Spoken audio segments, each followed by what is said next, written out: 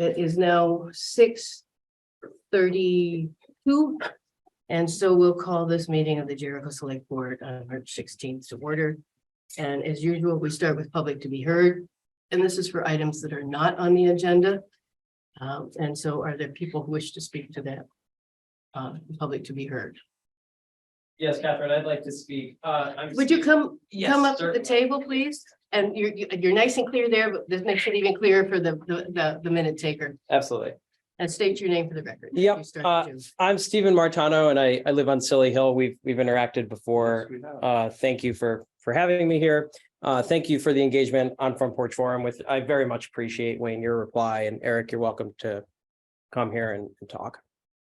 My question is there are a couple pieces of this. I wanted to understand when the community will be getting the plan and the budget for the Railroad Circle property, and just kind of long-term what the plan is there.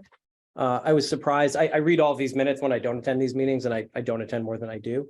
And I was pretty surprised when I saw that, and it's an expensive purchase, and we've allocated a lot of that ARPA money for it. So my question is around the strategic plan, the cost for the rehabilitation, what the plan is in case of overruns, because as we know, whether it's septic systems, wastewater, roofing, permitting, all these types of things, that scope creep and budgets can be overrun pretty significantly with any construction project. I'm sure we've all done things in our houses and Oh, yeah. it's never what we think that it is. And you knock down a wall and you realize there's structural damage, all of this. So just curious as to the timeline that the town will communicate what the plan of that property is.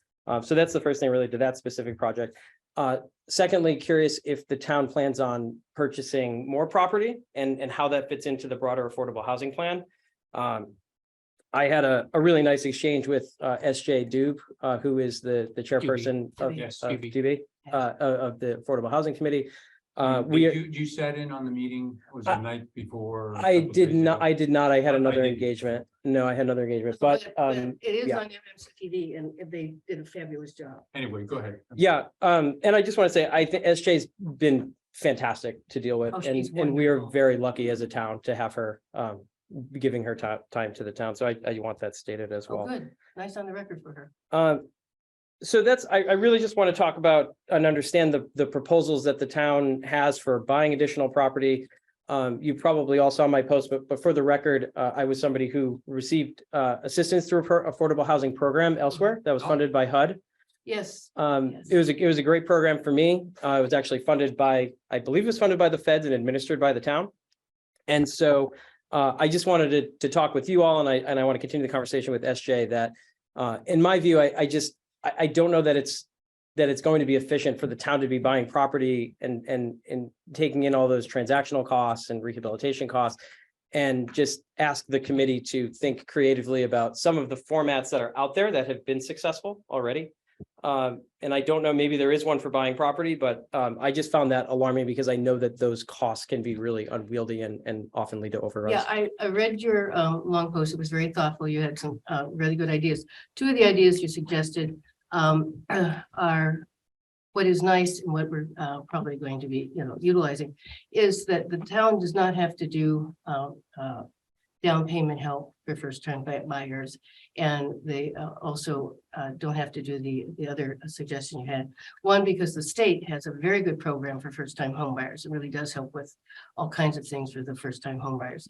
The other way is, as you said, to supplement the down payment, and that, we have one of the premier housing trusts in the country, in the Champlain Housing Trust, and that's exactly what they do. So neither one of those things would need to be taken on by the town, but are helpful to get homeowners in, because the Champlain Housing Trust vets people to make sure that they are able to carry the mortgage.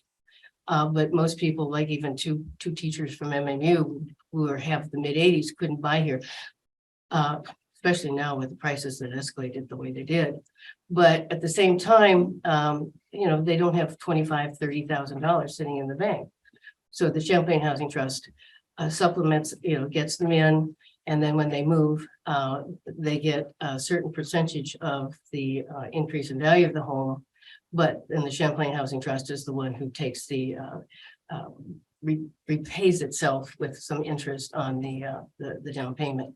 And they have a huge stable of properties and are continuing to look for more properties because people often get into there. They start with a rental and they can move to small property to move. They even have larger homes for larger families.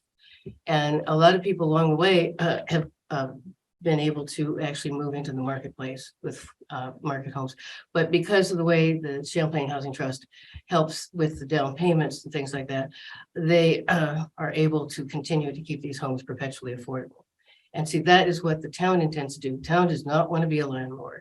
It requires too much work, as you said, plus all the other effort that goes into it. But the Eric will attest to this. That's what the JCDC is going to be doing, looking at and seeing whether the Champlain Housing Trust is the way to go, whether you do Habitat for Humanity homes on there, whether there are other entities, I think Evernorth and some other ones that also could do something like that. So that all these homes and the property in Railroad Circle is not going to be just the one house rehab. I mean, that is something that could be subdivided off, but because it's 2+ acres, it could potentially hold 8 units of something. Most likely not because of there's wet and you gotta have the septic and things like that, but it could at least hold 4 duplexes or triplexes or something like that that are perpetually affordable. So whatever time that's going to take. Not 4 duplexes, but 4 units. 4 units, yeah, 4 units. Yeah, 4 units. But anyway, it can have 4 units and a unit could be a duplex. Sure, yep. So it's, the JCDC will be taking the time that's necessary to do the right thing so that then the town will step back and we'll get some funding back from what we paid. Because the two things that the town is potentially able to help with in terms of the cost of affordable housing, because as you said, everything right now, the construction costs are expensive. That's a big ticket, but the bigger ticket items are the land costs and infrastructure. Railroad Circle afforded us, because of the size of the property within a denser area, afforded us the opportunity to be able to subdivide the property and make it denser, have more homes there. And at that price, it was designed to have a bidding war because it was priced below market. So, but that gives us the opportunity to have people move within the community into area of homes that look like that, the neighborhood. And it's walkable. It's close to, schools, all kinds of things like that. As far as other properties, we don't know. It just depends on what the cost is and what the benefit would be for the community to add more housing. Mhm. Because, we have, as you read in 7 days and have heard throughout the years, affordable housing is a real issue, particularly in Jericho. Mhm. Yeah. So does that answer your question? Yeah. So I guess as far as kind of the planning and how many duplexes and the budgeting, is that best to talk to the other committee about, or?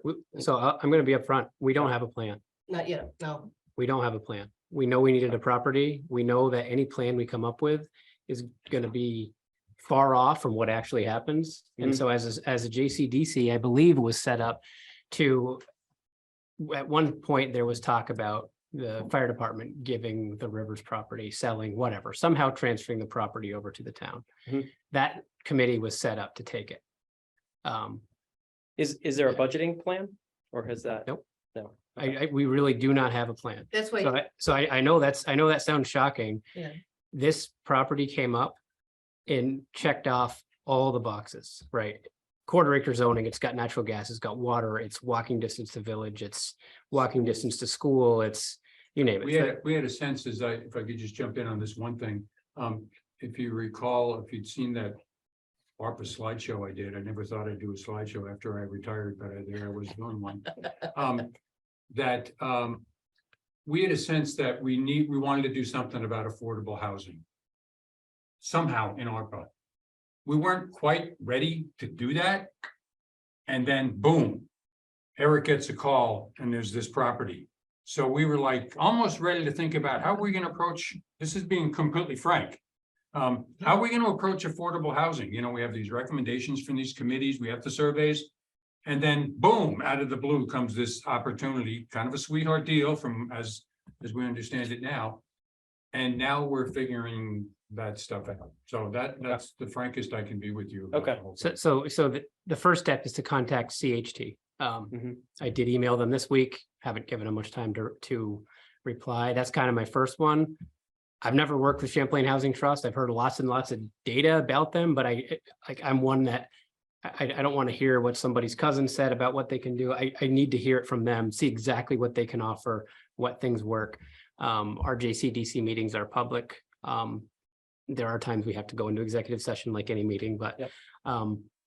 I see no reason for any of the development of that. I don't know, maybe the bidding on something, maybe what, I don't know, but most of it I see as being out in the open and us trying to figure out, how do we, what do we do? The one next step we did establish, I can share at the last meeting, because I think it was during public session, is what do we do now? Like, what can we do? This is the JCDC. First thing is maybe dig some test holes to start looking at what we can do for septic. So I can tell you that that's what we've identified so far as our next step, other than connecting with CHT, which I've tried. Okay. Beyond that, I mean, I'm excited about doing it. We want to do it. We're not going 1,000 miles an hour to get it done immediately. Like we getting the property was an opportunity we did have to jump on quickly. Because it was only on the market. We for 6 were days. given 6 days from the Right. time it went on the market. So it's either we pass up on it or we act. Yeah.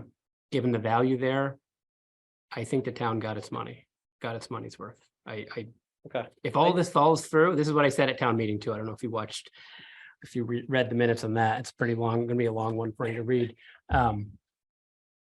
If everything fails, which I don't think it will, I still think as a town, we could sell it back and not lose a penny.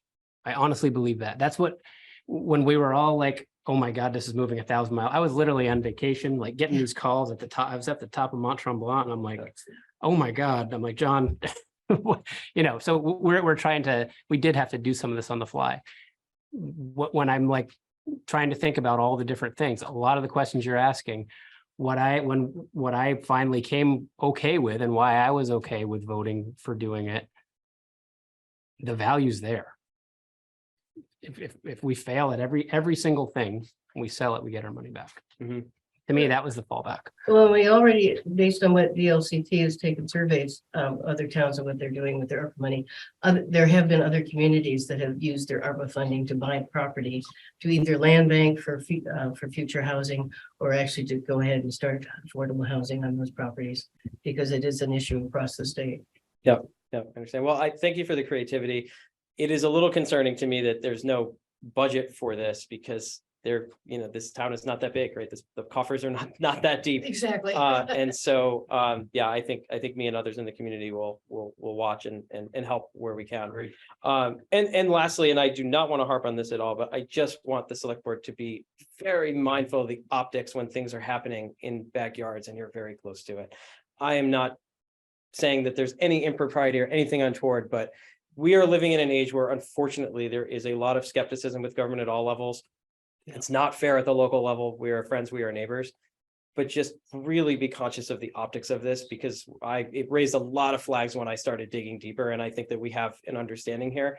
But I just want to reiterate. I appreciate that. that. Yeah, that's important. Unfortunately, when it comes to real estate like that, when it happens so fast, if people knew that the town was actually buying, they could bid it up, and then Oh, I understand. yeah, so I we have understand to be very careful in some of that if another property comes up. I think Even under he's that talking one. about the proximity to Yeah. one of the board. Oh, that, Yeah. yeah, that's true. Yeah, and honestly, when I was running and learning about, I didn't think about that. You what probably didn't even- conflict you of didn't interest realize or that. whatever, I'm like, part of me is like, yeah, that makes perfect sense. And then the other part of me was like, I don't think I'd be able to do anything. Right. Well, there is this fine line. Right, Yeah, because there is a fine line. I know but- everyone. I've lived here I was born here.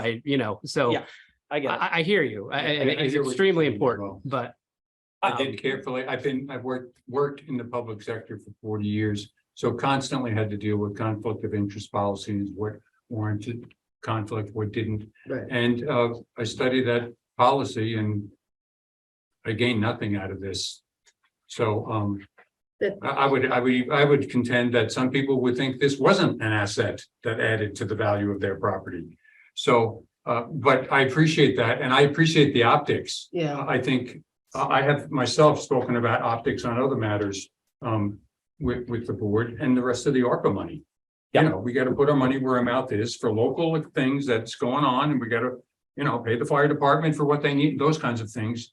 Critically important. And if we'd done those things first, maybe people would have been, okay, well, we got these things squared away. So, and we haven't done those other things yet. Right. So I'm very aware of the optics of it. Mhm. And particularly in my position, you know, right next to it. So, I will tell you that we do have a very strong conflict of interest policy that applies to all members of all committees in the town. So that, you know. which you're welcome to review Yeah. if you'd like to. Sure. Yeah, Get a copy of that. yeah, because the VLCT has vetted it and everything else, so it's, you know, a good, strong policy. Yeah. Okay, good. That's all I have. Thank you. Appreciate it. Thank Thanks you. for coming. Thanks for coming in. You made, I mean, so there's. Thanks, I tried. Thank you very much. All right, good. Are there other public, could you please come to the table here and state your name?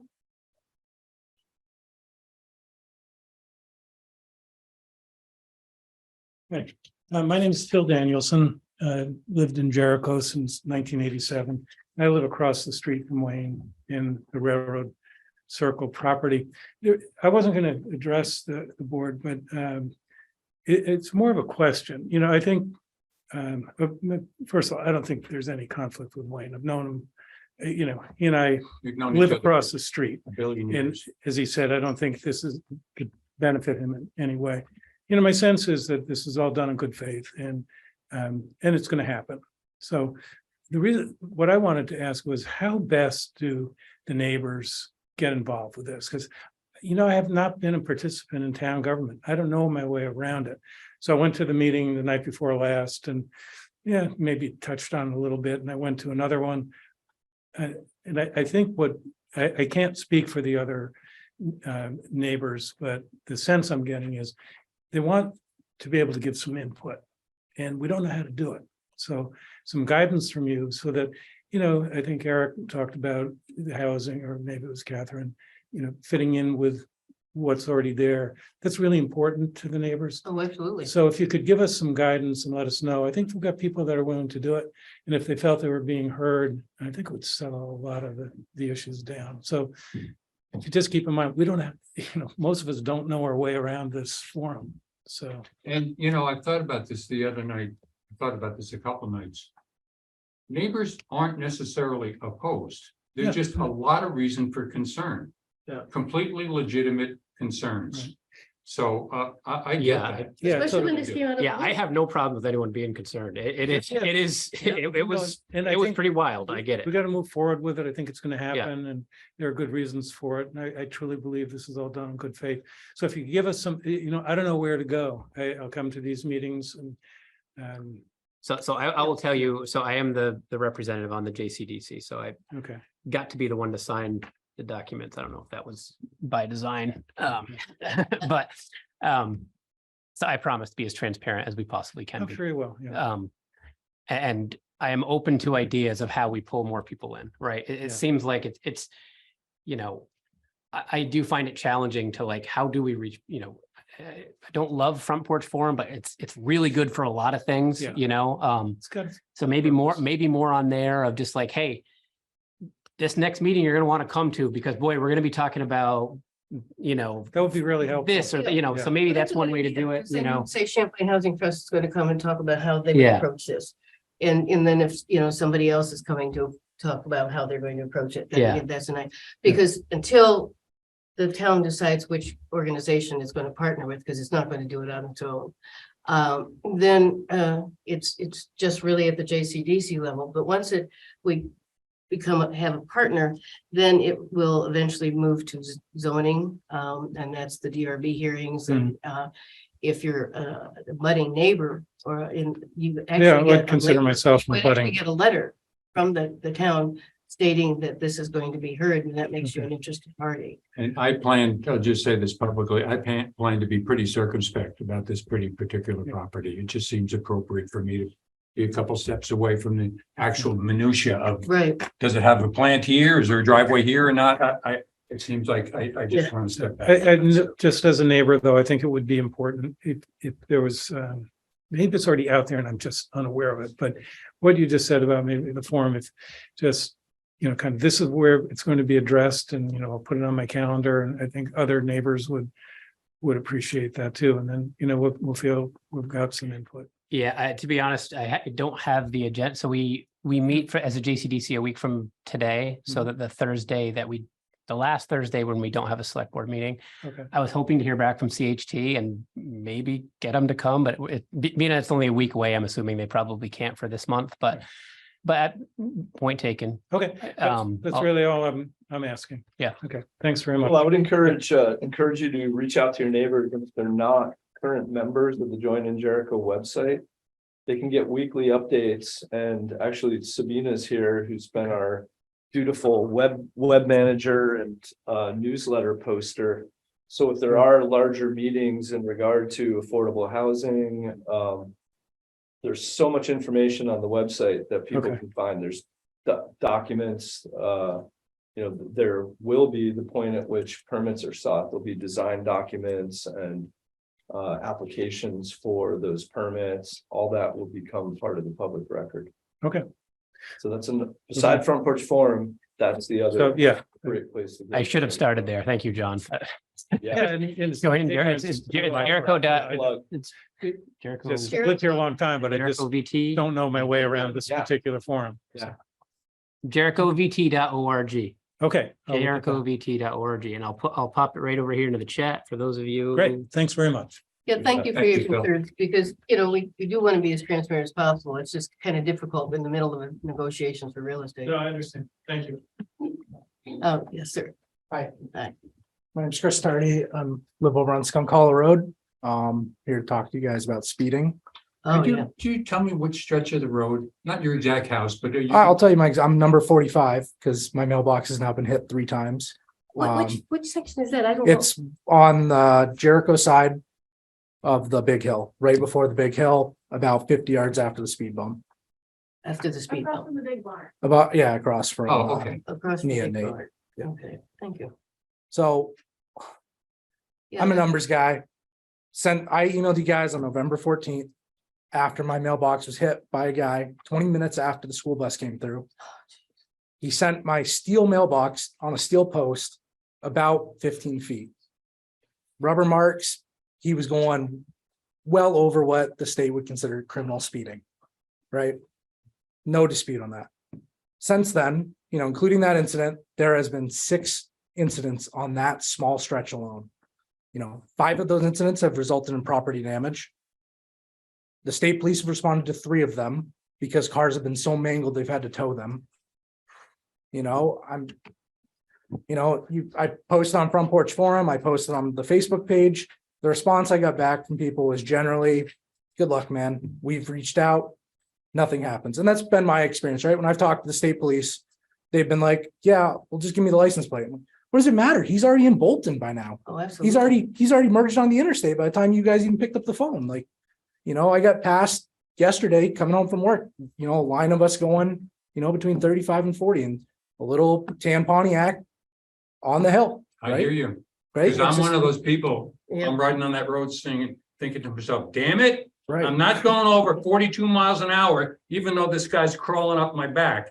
Right. And once in a while, they hit the gas and they're passing you. On the hill, on a blind. And you're doing Yeah, 42 miles an hour on Skunk Hollow and they're passing you. In fact, it's I always. think of- Our options, though, from our perspective, are pretty limited. We put in the speed bumps. We're spending, if you read Front Porch Forum recently, some people would say too much money on police services. But the Speeding. only way we're going to get police out here if we don't have a murder is by paying them. So we pay the sheriff and the state police when they can manage the extra time.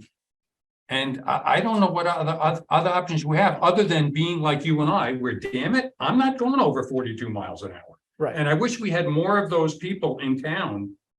Just Plains Road the other day, a woman had to jump off the road. Yeah, I go drive down Plains Road every day at 5:15. And this guy was going to be damned if anyone was going to slow him down from his latte or whatever he was getting. I had to mow to the shoulder. She had to jump off the road and the car this is on Plains, which is completely riddled with potholes. Yeah. So I don't know what to tell you, Chris. Well, I See if mean, there's any- so your plow driver Yeah. had to avoid a head-on accident twice within 24 hours in front of my house, right? If that's not getting called into the police, that's the problem, right? Yeah. You know, there are cheap options, right? There are real-time monitoring, you know, speed and direction units that are available that can aggregate data very quickly to tell the police where to sit, you know. Oh, you mean title- like the signs here by the school kind of thing?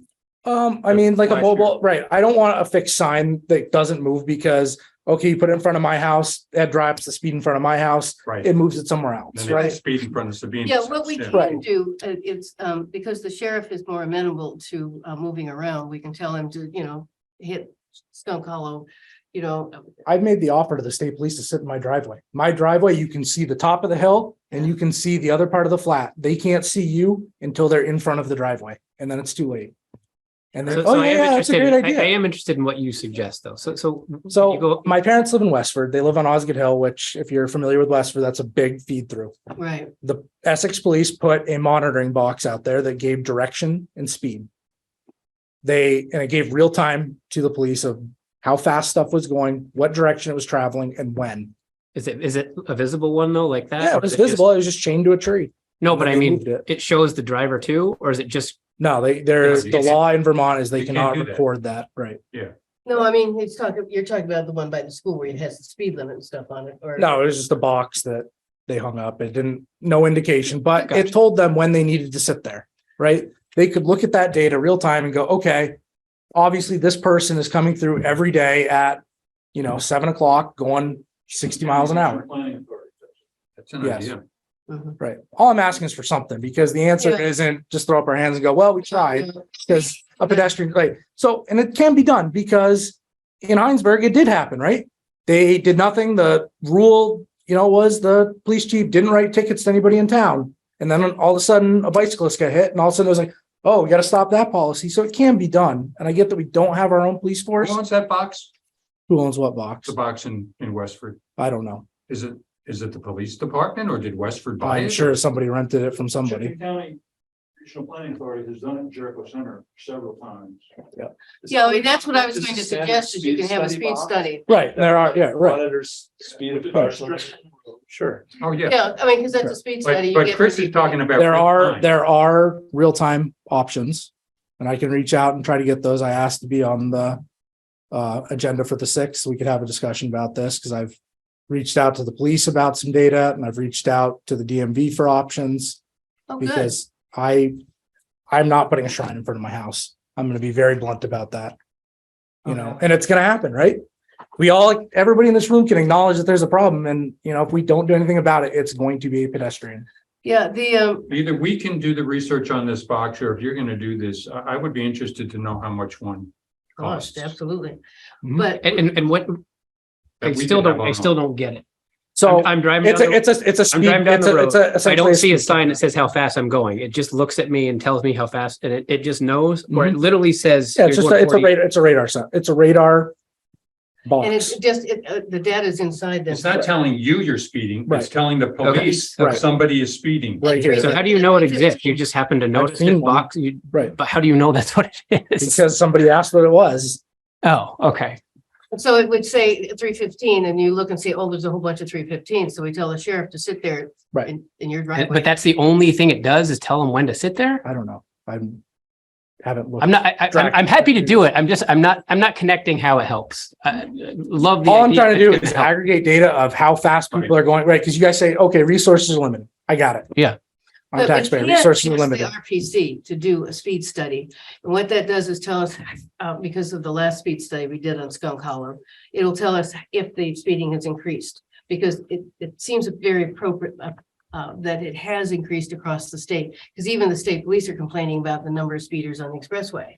I mean, Yeah, but that, I like the notion that, I know Chuck's waiting to say something, but I like the notion that if we had one of these boxes After we're done deploying it at Skunk Hollow Right. for a little bit, Yeah. then we move over to Brown Station, Right, keep Nashville, spinning around. on that curve. Right, Then we can start going to different spots in town. yeah, because we tell the sheriff. And then we can tell the sheriff, look, we put it over here now, here's the next thing that we Right. want you to do. Yes, the sheriff will do that. But the other thing is, in terms of the speed bumps, that would, when the road was designed, the idea was we only put in 3 speed tables. And only one of them really works, but good. And the idea was if we did a speed study a year afterwards, because we said if the speeding increased, we'd have to do more. And, that may. But because people didn't want any more than one, because each one of those speed tables was supposed to be a triplet. Right. But it also was every one of them had to have signs, so it just became nothing but a signage the entire road. And so when we did the speed study, all it did was even out the speeding throughout the road. So it had not increased. So other than, having this sheriff go around, we haven't done another speed study since then. So it probably is appropriate to do another speed study. Could you find out the cost? I would be happy to. I'd love I to don't know bring if that data. municipalities own these boxes. I I think think they Chittenden rent County them, yeah. Regional Planning owns them and deploys them That's their On- study, on- that's their on study re- ones. on request, Yeah. is my understanding. I don't know how I can. I can reach out to them. I have I'd no love to idea talk to how you guys about this. expensive We it got a more. little ARPA money. I It's safety really- related. I really- If it costs $10,000, oh, well, then we're gonna spend it on a safety expense. Do they have them on Amazon? We could just. Right, I'm sure. Yeah, Amazon. Yeah. So I appreciate you guys hearing me out and I hope you guys But understand. it's I'm frustrating. not frustrated with you guys. I'm just there. I have done everything I can do, right? Right. I am calling the police. I'm calling you guys. And it's getting worse, right? And I think It's it is. infuriating. I think it is getting worse across the state. And I'm mean, just trying to live on my road. I'm trying to walk my dog. I'm trying to commute back and Thing forth to here, work you without know, getting. Right rear-ended. across the restaurant with that little 8-year-old girl. Right. Yeah.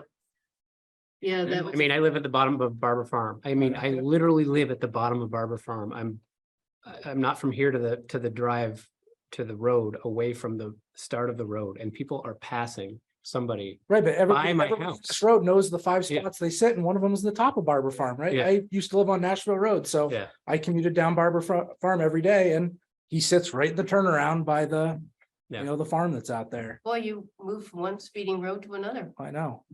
because Figured it Nashville, couldn't get any worse. But it's yeah, wrong. because Nashville is Chris, you're just a living in the speed. fast lane, my I friend. know. Yeah. I'm hoping to make it a little less fast.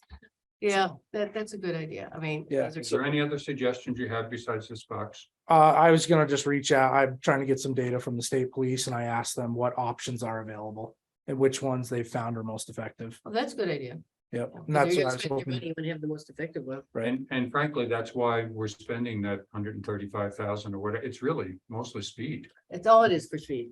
The whole And thing is for between the speed. state police and the sheriff, that's why we're spending that money. And Yeah. I'm not sure, we're necessarily, it could be argued, we're not getting enough bang for our buck. But that's why we're doing that. So there was a request made at town meeting for us to produce some data about what that service is providing. And I think probably at some point we should either share that at a meeting or post it on Front Porch We can Forum. post it because we'll have. We have a this. Or the website. We have a month's worth of data that we have since town meeting. Yeah. But we can get more.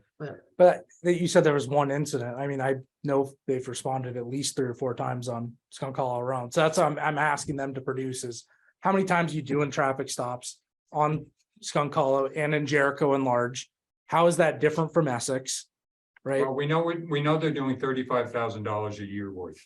right. I'm not. But I just want to know, right, I want to know, It's the right, sheriff, yeah. right. I want to know the numbers, No, right? that's Are the- they only stopping people They're 10 more over? important They're than- stopping Oh, people 35,000 worth of tickets. they're Tickets, getting. yeah. Yeah. Yeah, the state police is engaged to up to 10 hours a week.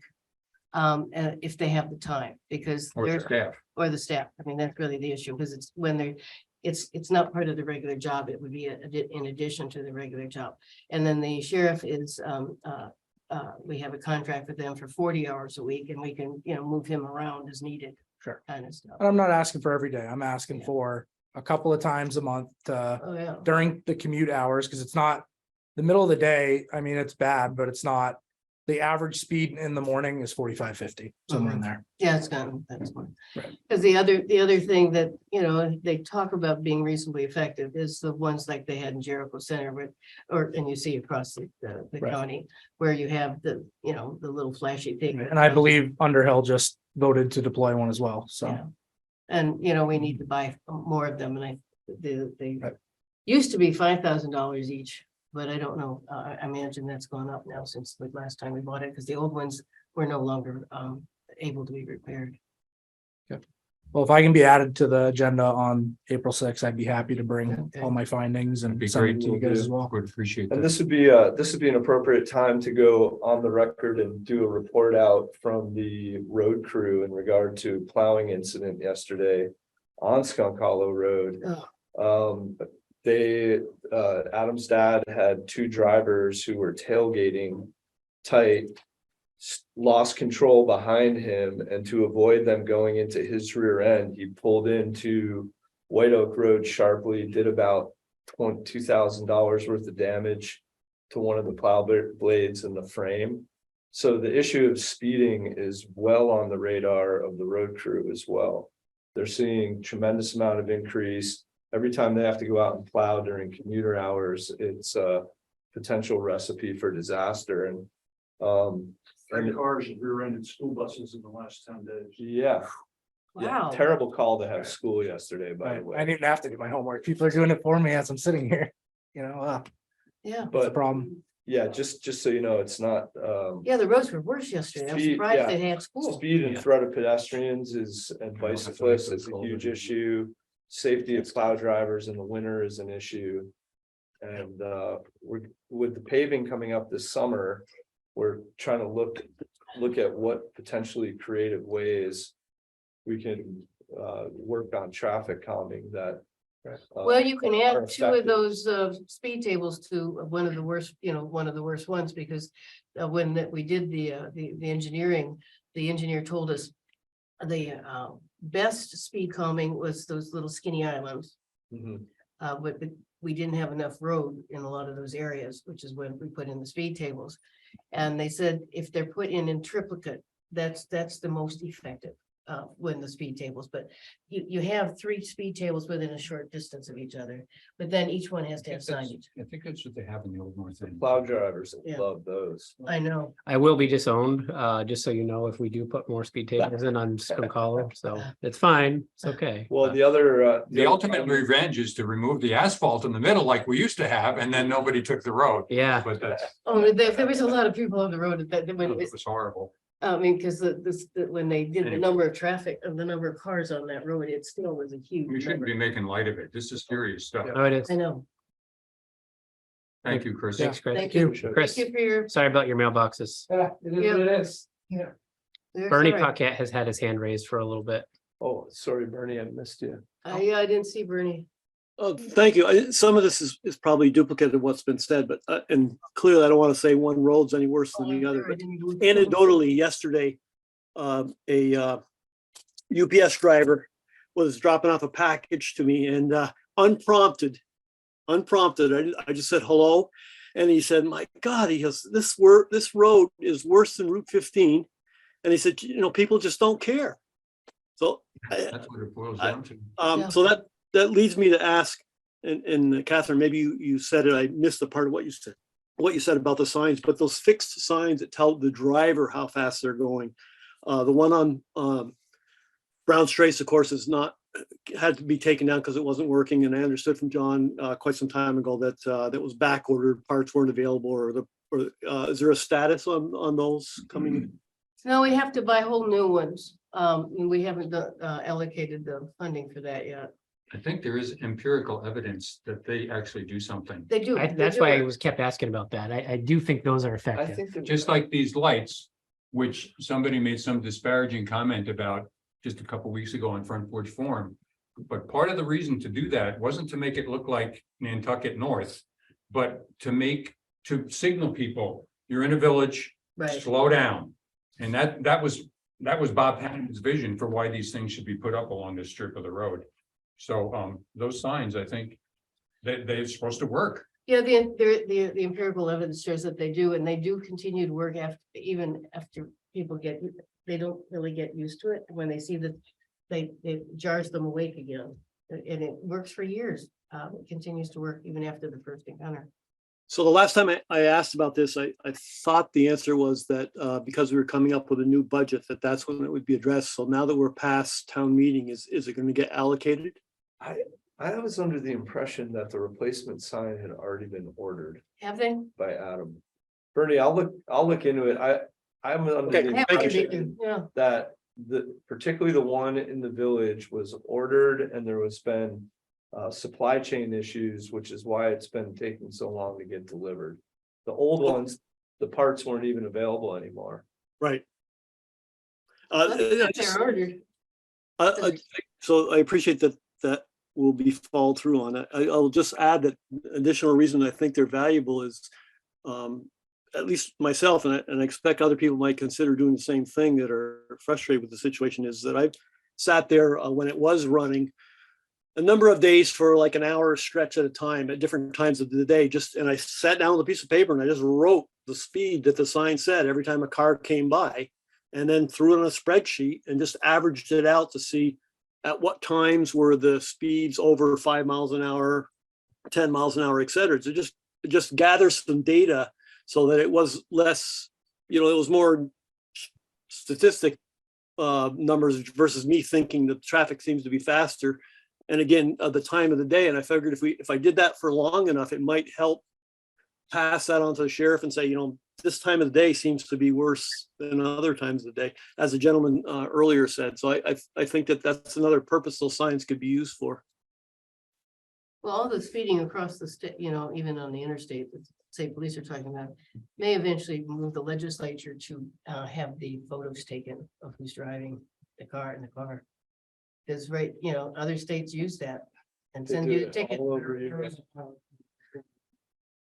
Yeah, and that's what I'm here on the same topic, and I'm not gonna belabor everything that's been said, because I think it's been covered a lot, but I also live on Skunk Hollow and State your name. Sabina Ernst, Skunk Hollow Road. And just to share with you this statistic, the average risk of death for a pedestrian reaches 50% at 42 miles an hour. So, and goes up to 75% at 50 miles an hour and 90% at 58 miles per hour.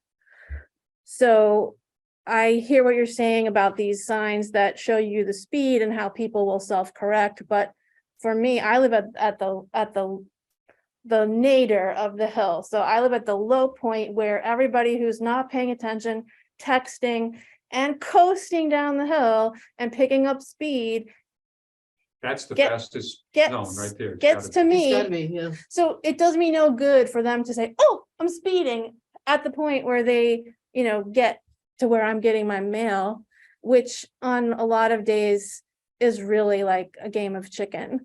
And it's either jump in the ditch behind me and pray that they're, at least gonna swerve a little bit out of my way. So you've heard everything that's been said. We're not alone in these comments. Anecdotal reports from neighbors that I've spoken with support what Chris and I are saying tonight. John and I are going to talk with the engineer about the traffic calming options that are available. And I did dig up the old report that was done and when the road was paved, and did notice that there were some elements that weren't put in. And that's because the number of people on the road who said, please don't do that. Right. We're gonna, we'll Yeah. deal with it. Well, so it's 10 years. Yeah. I think it's time to reevaluate if what was done is actually serving the purpose that it was intended for. I think for most of us, we know the speed bumps are minimally effective because you can cruise over those at, Well, just that, quite a clip. the one works a little bit. well, I don't know. they've I gotten think flatter over I the think years. there's people who can still take it at quite a clip, as Oh. Chris's mailbox will attest to. Yeah.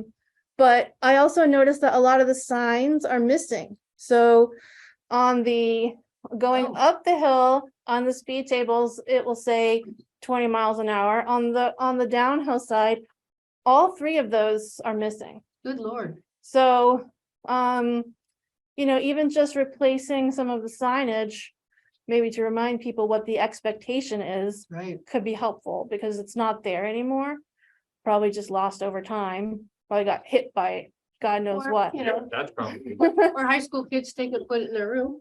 Or that, I don't know, but, it's an issue. And again, as Chris pointed out, he's gonna look into that. I definitely think we should be speaking as a town to our legislatures about the cameras, and making people financially liable for these infringements. Yeah, because even if the state is trying to remove privacy because, somebody else might be driving your car. If it's a parent and you find out it's your child, I mean, I would think they'd really want to know. Right. I mean, I know there are nuances to that whole Yeah. discussion and I don't know them all, but I think as soon as it becomes possible, we should not be afraid to implement it. Because this is not just Skunk Hollow Road, as we've all just said, it's Route 15, it's Raceway, it's Packard, it's Brown Street, it's every road in town is impacted by these inconsiderate And it's not drivers. worse, I agree. And I also, one last thing, because I don't want to, I know how it is to sit at a meeting for hours on end. The only other thing I would say, as terms of my personal commitment to this issue, is that two things. I applied for, on behalf of the town and the planning commission, I applied for the ARPA, no, not ARPA, the AARP, same letters, different order. The AARP Walking College, which is teaching citizens and representatives on just bike ped safety in their communities. I don't know yet whether I've been accepted, but if that does go through, Linda and I are gonna kind of walk through it together. That's the first thing. And then just to bring up, in communities where I've lived before, there's also a community education and community-wide commitment to kind of reflecting on your own driving behavior and making sure that you're not the one going 10 miles over the speed limit because you're in a hurry, because your kid has to get to soccer practice or whatnot. So I think probably the majority of the people that we're talking about are people who are passing through town from point A to point B. But that said, there's a lot of speeding that happens, I think, within our community by us, basically. So I think as part of this whole discussion, we need to say, hey, how are we being honest with ourselves and actually following the letter of the law? So I don't know if that will come out of my training session if I do get accepted, but if not, I think it's something we should trying to change the culture within our town, because it's not just Right. others. Right. So Well, thank you. anyway, that's all I have to say. Thank you. Is there any other public to be heard?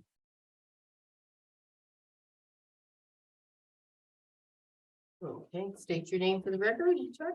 Chuck Lacey. I was outside in the hallway during town meeting, so I didn't have the opportunity to thank you for taking on the railroad street project. We've had in the town plan for a couple decades now, the recognition that we needed to do something in terms of housing, and we've had a bias towards inaction. And I think to just jump in there and take the lead and take this on, I think represented a lot of courage on your part, and I want to thank you for that. In my view, I think that we as a town should be following kind of all of the above strategy, and that this represents one of 5 or 6 lanes that we're going to take. This is a small project. It's the right size. I think the town's going to learn a lot doing it that will inform inform things in the future. In part because the town will be looking at it also kind of from the developer's point of view. And we'll be really paying attention going through that experience. And I think that will inform how, Jericho has a reputation for being, hostile to people who want to do something. And I think having the just being on that other side there is going to be, it's going to be a good experience. We have used and started out intentionally in the 1970s, use zoning to increase property wealth. And that we have succeeded magnificently. And most anybody who lives in Jericho for longer than a couple of years who owns a place has more personal wealth because of the way we've done zoning, restrictive zoning in Jericho. The idea of using some of that wealth, to do something, I think is fully appropriate. Through zoning, I think, and we have become accustomed to no renters, and by and large, I think people in Jericho are terrified of renters. You can see it in the, you just see it in how the zoning has been written. Terrified of people paying room and board, and I think that this project brings up questions that we have to answer. Are we afraid of the people, or are we afraid of the houses? Like what? I think it's going to be it's really going to be kind of a learning experience for all of us. I think John Dewey would be proud. I think it's the right size project to take on. And I think we're going to learn a lot about the expertise that we need to develop as a town or have available as a town. Susan brought the city manager from St. Albans down to talk about what they've done in St. Albans. And it's just really, kind of inspiring. When you look at St. Albans, say, oh, well, they have a city manager, they have a CFO, they have all these things, but Jericho and Underhill together are bigger than St. Albans, in terms of population. We need to learn how to do things. And right now we can't really look at Heinsberg or, South Burlington, or Bristol. We can't look at models in those places because they have developed capacity that we don't have. And I think we're going to learn a lot from this about kind of what we need to know in order to do bigger projects. And we're going to know a lot more about how we need to kind of set things up so that people who are building the housing we want can do it better, in a way that works. So Thanks, good courage. Thank you. Appreciate Thank that. you. Each of you.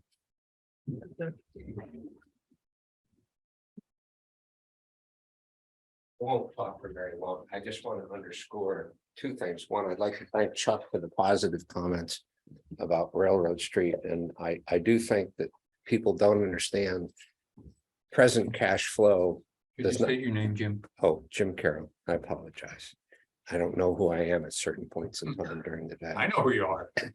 Well, if you invest money that's going to produce either a lower expense or a greater revenue, then that money that you're investing is not spent. And I spent 40 years doing that analysis. So hopefully, whatever it is that you've spent is going to be compounded into a greater result. So if you build 7 houses or 6 houses, the grand list is going to go up. Proportionately, taxes will drop. I've tried to get my friend, no, he doesn't want me to call him that. Mr. Lacey is on the school board.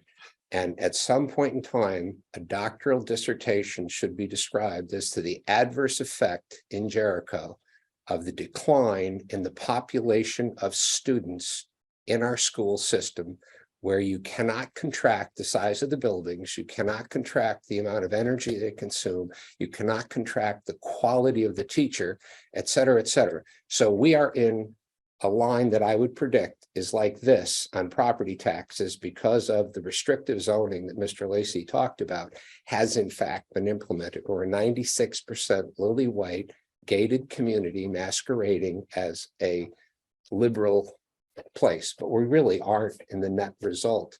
And so therefore, I suggest that we're possibly going to see double-digit property tax increases because the revenue that the state sends us is based upon a complex algorithm that I haven't been able to program, but it involves the average income and the student population, and the income of that student population. So if we do not get more school day children with normal rational incomes into this community, then our property taxes are headed like that. Yeah. So the investment of capital that will in fact be paid out in the future as compared to a net expense today is a prudent thing for governance to do. And I suspect that has some of what you're talking about doing. To your point, I would love to get that algorithm. I don't know how we get it, but, and I haven't done any research. The lower your tax, there's two things going on. The more kids we pay based on cost per student. Yeah. Our cost per student, we've been able to keep level by closing the school, cutting, but we still have, you know, but our elementary school population, Jericho is down 40% in 45 years. Right. So we're struggling. High school's gone from 1,150. We're going to be under 700 in the next year or two. So we need more kids, number one. Right. Number two, our taxes in the next few years are going to go up an additional 20% school tax. Because sorry, I was only just commenting. I really don't need it right now, but I would love to see the number that says for every kid we get, it helps us in this way, because I understand the high Different level. weights and stuff, so it doesn't do it. Why not? Well, because it depends what every other school district does. Yeah. Each year, depends on what the budgets are for all the other schools in the state and what the populations are doing in all the other schools. But your original statement, and you're away from the mic, so I don't know if that means anything. There's two things. One is we have the two richest elementary schools, the two richest towns in the state in terms of the wealth of our children is Jericho and Charlotte. There's a new weighting in the public funding of schools. We're going to be paying soon a 20% penalty on our property taxes because we have rich kids and they all speak English. So there's two things that are happening. It's the lack of kids, which is driving up the cost per student. And two, we have been benefiting. We have, basically, we have schools to the west who are teaching kids English, and we don't have to worry about that. So we have Spanish immersion here, and that wealth disparity we have been taking, and we have had that benefit for many years, and that's going to go away. So those two things are going to be really driving our property taxes starting in a couple of years. I appreciate you saying the economic benefits of affordable housing. Right. So it's beyond sort of a political thing. It translates into money for the town, cheaper I mean, there's all sorts of economic reasons to do it, not just, boy, wouldn't this be gosh darn nice to help these people out? Well, It's much more than that. So thank you for saying that in black and white. 10 more children is $180,000 a year additional for the school budget, no increase in taxes. Yeah, that's it. How come you can say that? That's what I was looking for. Thank you. Hi, Jim, you all. I would like to thank the consulting economist from the educational system for his lecture tonight. Bottom line is, and I've said it 100 times, the town plan should speak to the econometrics of how all of this works. And that should be an essential front end part of what is stated in the town plan. Enough of the nonsense about saving the salamanders and the frogs. Let's talk about saving the people that are walking on the street, lowering the average cost of occupancy here. And I have a new word for you: diverse housing. Housing for older people who want to shrink is diverse. Workforce housing is people that are educating your kids. And the reverse is true. You lose 10 kids. Got it. you lose 180,000. Got it. Got it. Thank you. Thank That's you, why it Chuck. sure seems pretty linear to me. That's right. Diverse housing, that there's elements. Affordable housing is only one small part of the overall puzzle. And workforce housing is where people are making an income, but they're not making enough income to afford the housing that's available here. Those should be a driving force. Traffic safety, the economy of the town of Jericho, and because that will flatten your future projections. and then looking at the energy component. And that's enough of my stuff for the town. I like that word diverse. Thank you. Okay, Okay, so can you? I want to just say, I came to the town 25 years ago after a coked up gentleman ran me down on Bulger Hill Road. And at the last minute, whatever self-survival instinct was in my mind, I jumped up onto the hood of the car and ended up this far from his face, rolled over the car, and fortunately, I didn't end up under the car. That idiot didn't stop. I got his license plate. I went down, called the cops, everything else. I was all banged up, but I wasn't badly hurt. So the cops came, they caught him about 3 hours later. He was taking care of a house on Bulger Hill Road, had snorted cocaine, didn't even see me until the last minute. I had a flashlight in my hand, which I dented his hood with. He got 3 years because 2 female prosecutors weren't going to let this young buck get away with it after the white male prosecutor declined to prosecute. I did a whole study on every single subject that you've heard here tonight, and I presented the residential lane where the design of the road is to serve the people that occupy it, pay the taxes for it, and own it, as compared to the commuters, the vendors who are coming through, UPS, FedEx, and all that other stuff.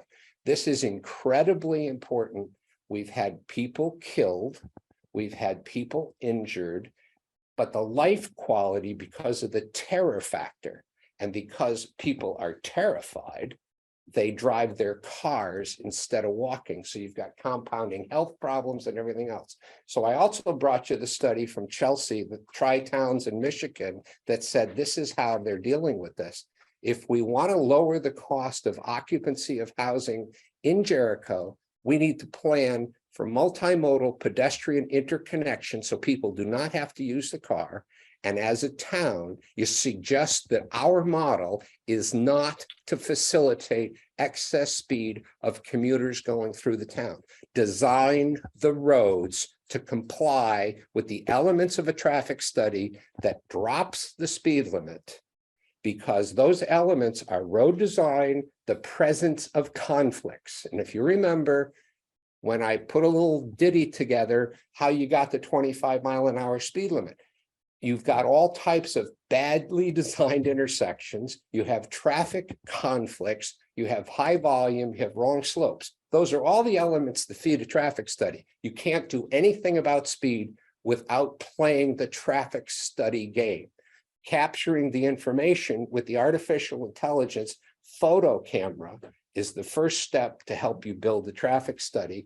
But if we say we're going to put crosswalks in, we're going to put multimodal transportation, we're going to encourage people to walk in Jericho, those elements will drive our traffic speed limits down.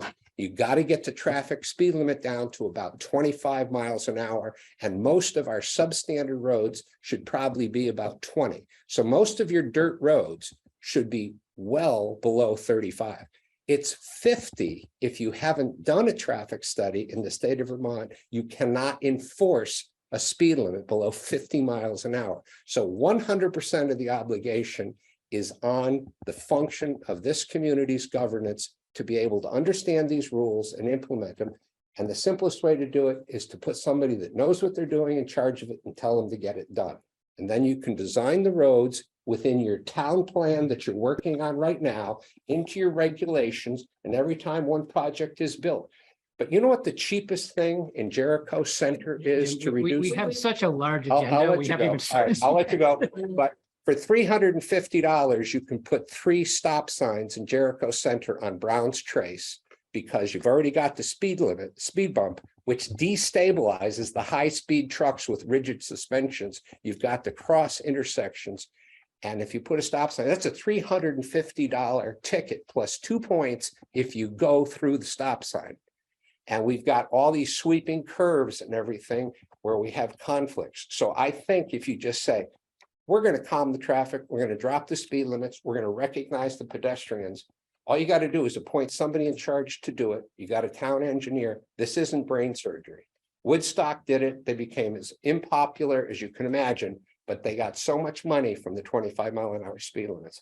But the other thing is we tell our legislators you want photo radar. And what that is it captures the person that's occupying the car with HDMI, Yep. captures Yep. the speed, captures the license, registration, and the inspection sticker. And they get a couple points plus a $300 fine in the mail. Yeah. And that happens two or That's three right. I mean, times. we've talked about that for I've years. gotten those in Manhattan. You do not need a $115,000 earned police officer sitting there for 45 minutes to give a $75 ticket. Okay, so are we done with public comments? We can move on to the regular part of the meeting? I think. Oh, Christie has her hand There are up. two hands up, but can we, Oh, boy.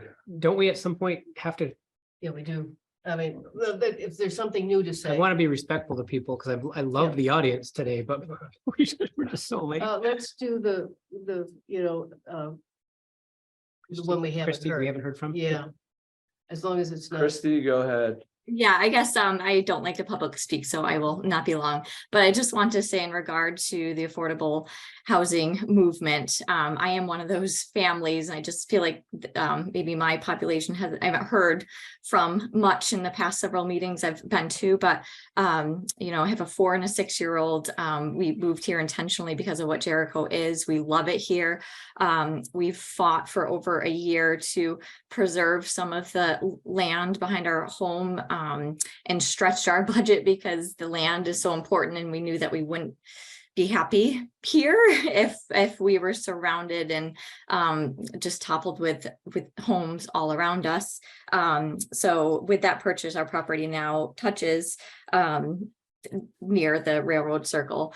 And I guess I just, the way I've interpreted many of these surveys that are on the website, I see rural community and closeness to Burlington. So I guess I just want people to be conscious of us young families that did just move here and love it here, and be mindful of how we're packing in affordable houses versus in the prior meeting this week, infrastructure was frequently brought up, and it's just hard for me to not believe that if you do buy a larger hunk of land and can do the septic there and all the other aspects, I think Sunnyview was talked of in Lafayette, that I feel like you'd get more bang for your buck. So I'll stop there, and I'll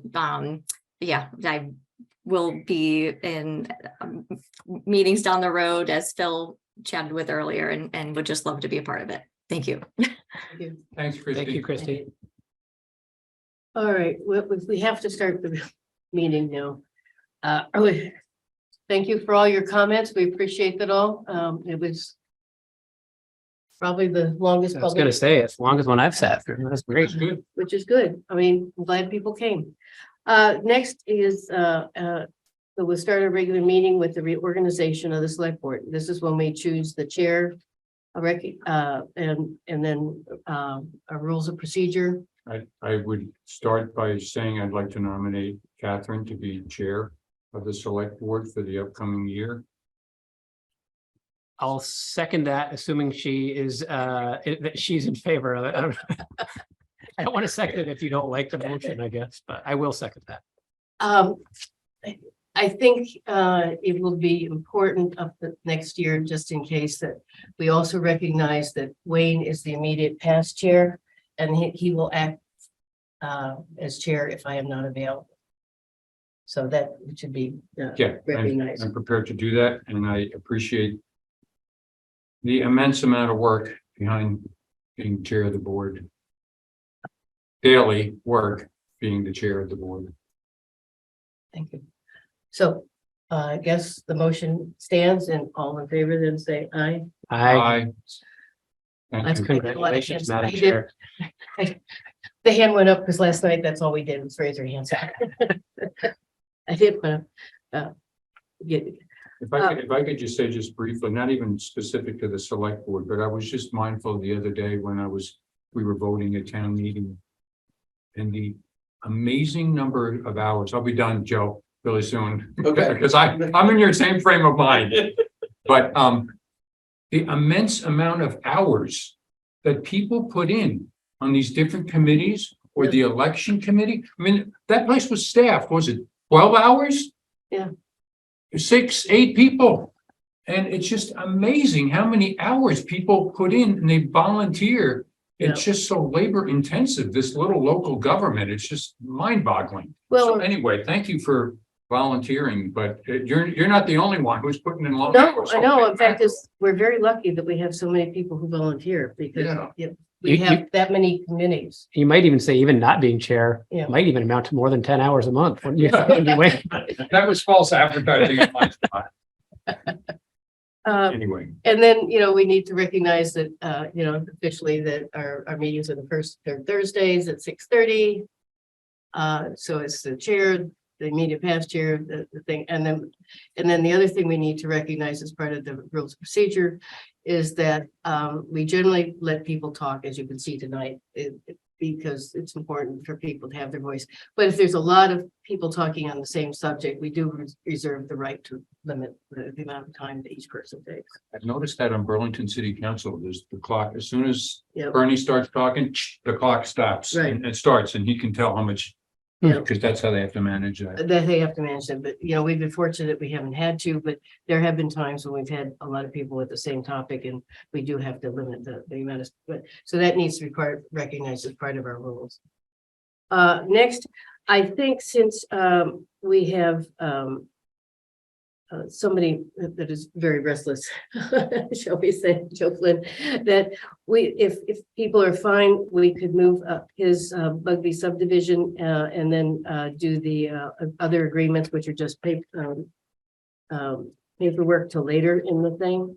Do the Bugbee, do the Cilley Hill, and then do the reappraisal on the audit. So sorry, so Does that do make sense? Bugbee, Cilley Hill, and then audit? Yeah, if that's okay. That's fine with me, Okay. as long as it's fine with people who came to. Yeah, because, we do have people sitting here that are waiting to be heard. So, Okay, thank you. so you just have to come up, state your name for the record. I'm Joe Flynn. I'm a land surveyor with O'Leary Burke. I am here representing North Mountain Development in regards to a proposed subdivision. I am representing JD Bugbee. Although I am a resident of Jericho, I am here as a consultant. So overall, we are working on a proposed subdivision of 8 lots for a parcel of land that North Mountain owns that is between Orr Road. Is it possible to put it up on? Yeah, could we put that up? Do I have it? If I have it, It's under- absolutely. Paula sent us an email with he had. Yeah, there's 3 plans attached to it. I remember, it was easier just speak it Yeah. out like that. I've got copies here too, if you want to see them. Don't we have hard copy? We have the little tiny these copies, will- but it's easier for public to see. Okay, it. but if you want to see the full size, I can describe it too. I honestly, I apologize. I did read the thing, but I don't remember seeing it.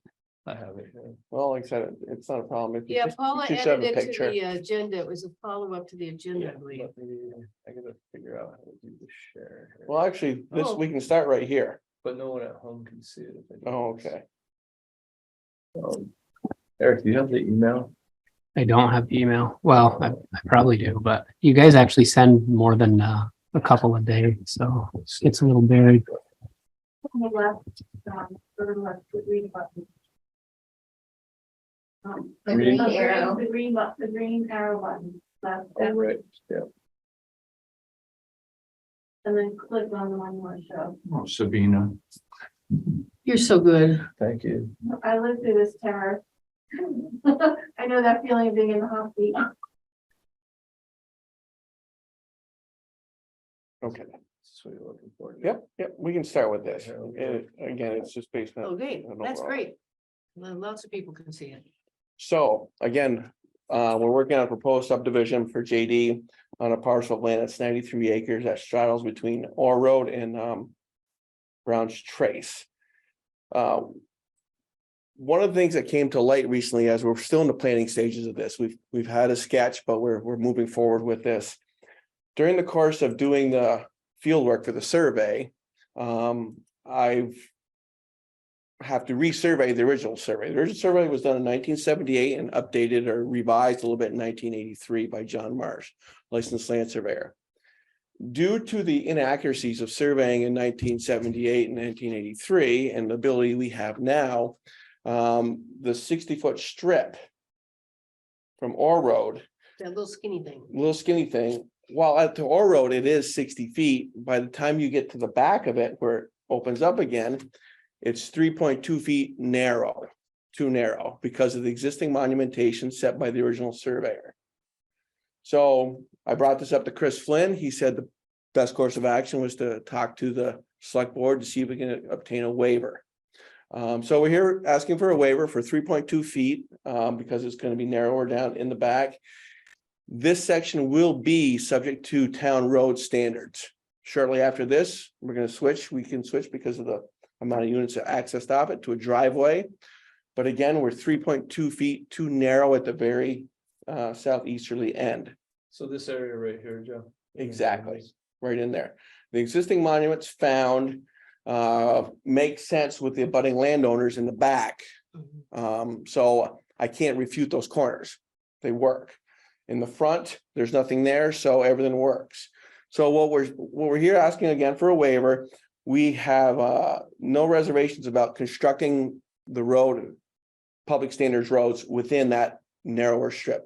It won't be a problem at all. So all the other public works standards we will be able to follow. We're just saying. Could I ask you a kind of an unusual question?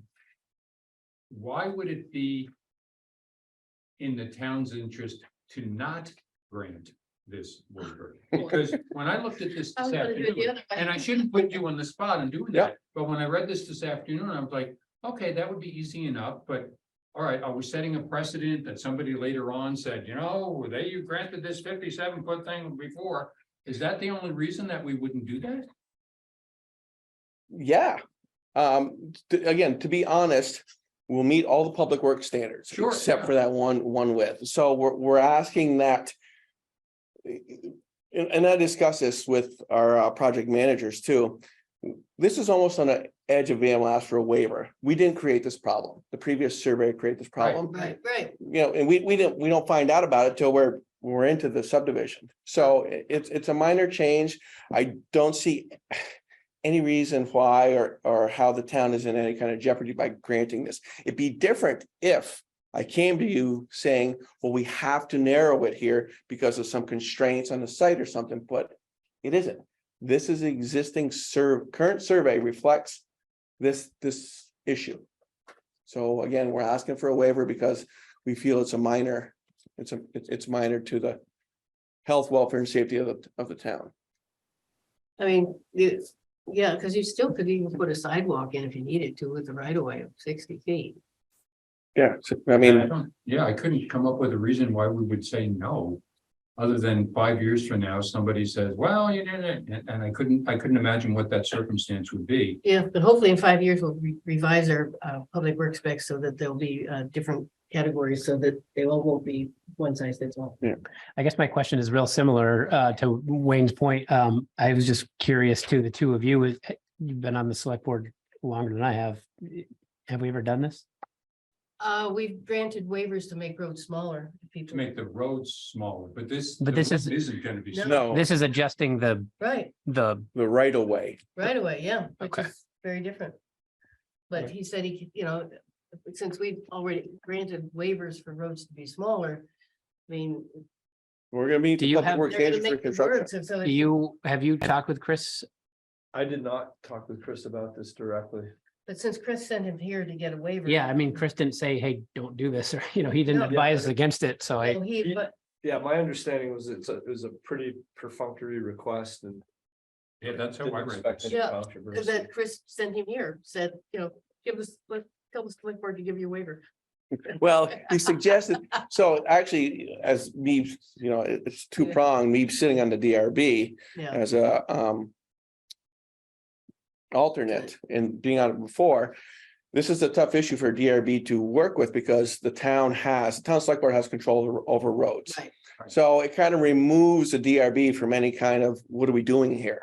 by you adjudicating that this is fine. Now the DRB can concentrate on, is there gonna be a path there? You know, how wide it is and so on. The DRB can concentrate on what they're supposed to and not this item. Great. So with that, unless there's further discussion, I'll make a motion to approve the waiver on the Bugbee subdivision on Orr Road, for Orr Road access. Second, All those in favor say aye. Aye. aye, Well, thank you for your. Well, thank you for moving me up. Thank you, really appreciate it. thank you. So, JD was listening in, right? Yeah. so what we're gonna do, I think. Cilley Hill? is Cilley Hill, and that, I will, since, the Cilley Hill, work update, you had taken charge of. I have this one if you're Yep. ready. Yep. Okay, I took some notes here. I don't like reading, but I wanted to make sure that I got everything. So Cilley Hill Road, as you know, most of you know, the Jericho Town Road crew did a bunch of work to Cilley Hill almost a year ago, maybe not quite, but coming up on a year. Did a bunch of long needed work on that road to fix some drainage issues. Overall, the town did a really nice job. It was a large project, completed in time. The road work has been inspected by the state and deemed it was good. It's confirmed by Tyler that the road exceeded all the minimum width requirements. Regardless of this, we had several residents that use the road daily have come in over the past quite a few meetings and expressed concerns about the depth of the ditches. This occurred over several meetings. Like I said, I'm condensing a lot of discussion down into some very fine bullet points, like kind of like Wayne said with you took a 500 ARPA page, like I'm doing kind of the same thing, but I want to give people listening sort of the context of what I'm about to propose. So in some of those discussions, someone, and I didn't go to the minutes to find her name, so I apologize, whoever it was, asked a question of Tyler, who was here in the audience that day. If there could be some compromise between the data we had from the town, the data we had from our engineer that says this met everything, somehow take that and compromise that between the residents that feel that the road is unsafe, the road is narrower than it used to be, it's much different than it was on a steep section of the road, and had this general feeling of, I don't dare walk on my road, I don't feel safe driving on it. So someone phrased the question a lot better than I just did, that basically said to Tyler, is there some sort of compromise that you could foresee that continues to meet the state guidelines, but makes us feel better about the road? Absolutely paraphrasing, so hopefully that did it justice. And so Tyler did brainstorm a little bit in the meeting and said, well, yeah, we probably could. There probably are some spots where we could bring in some fill. And he did a little diagram. And so based on that, Tyler and I met with Brent and went and did look at the road a little bit. Spent some time looking at some of the bigger ditches, some of the places where the ditches were quite a bit bigger than what the minimum requirement is. I'll say it that way. And so from that, Tyler worked up a proposal. He put it out to a minimum for the size we expected it. We needed to put it out to 3 people for bid.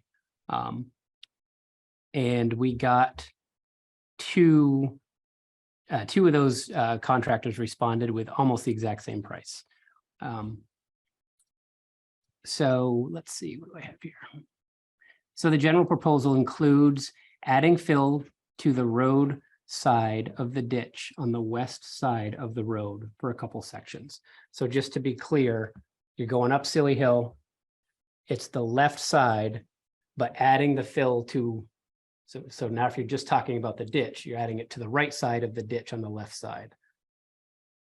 Sounds a little bit confusing way to do it, but basically you're widening the road, not shrinking the ditch from the opposite side is the only point I'm trying to make. So. And then there's one other piece that we all kind of agreed to on the lower section of where we're proposing some improvements. There are 3 mailboxes that sort of encroach a little bit on the Right. road. It's not necessarily noticeable until you're driving and maybe meet a car. And so we all kind of agreed that it would be pretty quick and easy and quite inexpensive to just plop those back a little bit. So even though it's not necessarily specifically called out in the actual documentation, Tyler and I are like, yeah, we include that as part of it. Property owners know. No, I didn't think about that part yet. Good point. So while it's hard to clearly identify exactly how much road width will be gained, Tyler's estimate is, depending on the exact area, between 1 and 2 feet. Wow. There might be some places where it's a little less than that, or some places where it's a little more than that. And it's real rough, or it's a real rough estimate. Who knows So this exactly will what's keep gonna. it- Even, it won't collapse if the water rushes through the ditches. I mean, that was one of the concerns earlier from Tyler. I don't know if it'll stop that, but it will certainly make it that you've got at least a foot or two more of, if it does, you got a little more before it gets impactful, I guess. The quote from the 2 contractors was right around $11,400. Couple more points and then I'll be done. I want to reiterate that should the town do this, that this is in no way disparaging of the work done by the road crew, which the select board, Tyler, and V-Trans have agreed was done exactly correctly. If the other select board, if the 2 of you do end up approving this, I would also suggest that this work would be the last we would be willing to consider as a response to this project being completed. And then on a personal note, my last point, I do feel that this work would make the road feel more safe, provide a little more room, which could make a difference when you are meeting a larger vehicle on that road. And I do think that it meets the spirit of compromise, which I kind of liked out of that last question that came up that kind of started us looking at this. So with that, I'll make a motion to approve. I don't know that we need to pick a contractor, but just work with Tyler to pick one of the 2. I don't know if we care. Yeah, I think it'll honestly depend on availability, and Exactly. we've already done the kind of required RFP and reached out Yep. to 3. So I'll make a motion that we work with Tyler to select one of the 2 bids that we got back of around $11,400. I'd second that. All those in favor say aye. Aye. There we go. Thank you. Thank you. That one worked. Thanks, Brent. All right. All right, let's move up backwards. Because Brian's here, so let's talk about the town audit.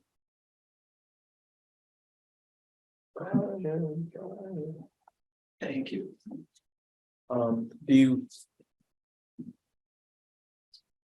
Do you all have a copy of your? I've looked at it. I didn't. I bring brought mine my tonight. copy to share. Eric, do you have a I think I copy? do. Then I- Wayne, I Trying to can, get more organized with this whole stuff. I mean, I'm not sure you need this because I'm not going to go through every Nope, that's page. not it. Oh, no, please There's don't. only 2 or 3 relevant, there's the executive summary and then there's the. But yes, go ahead, please. Yeah, well, it's Okay. management discussion and analysis. Right. Well, it's, and I shouldn't take very long. Thank you for having that. So just to quickly summarize, the independent auditor's report from Fothergill, Cilley and Valley. Again, we have received an unqualified opinion. After the work that they have done, they've concluded that the town's financial statements are materially fairly stated. And so a clean opinion is always what you want, Absolutely. and without exceptions. And really, I enjoyed working with these folks. The sad part is that they are no longer going to be in the business, and so I do have 2 RFPs on the way. One of them is from Sullivan Powers. The other is from Mudgett and Crow Weisner, I think is her name.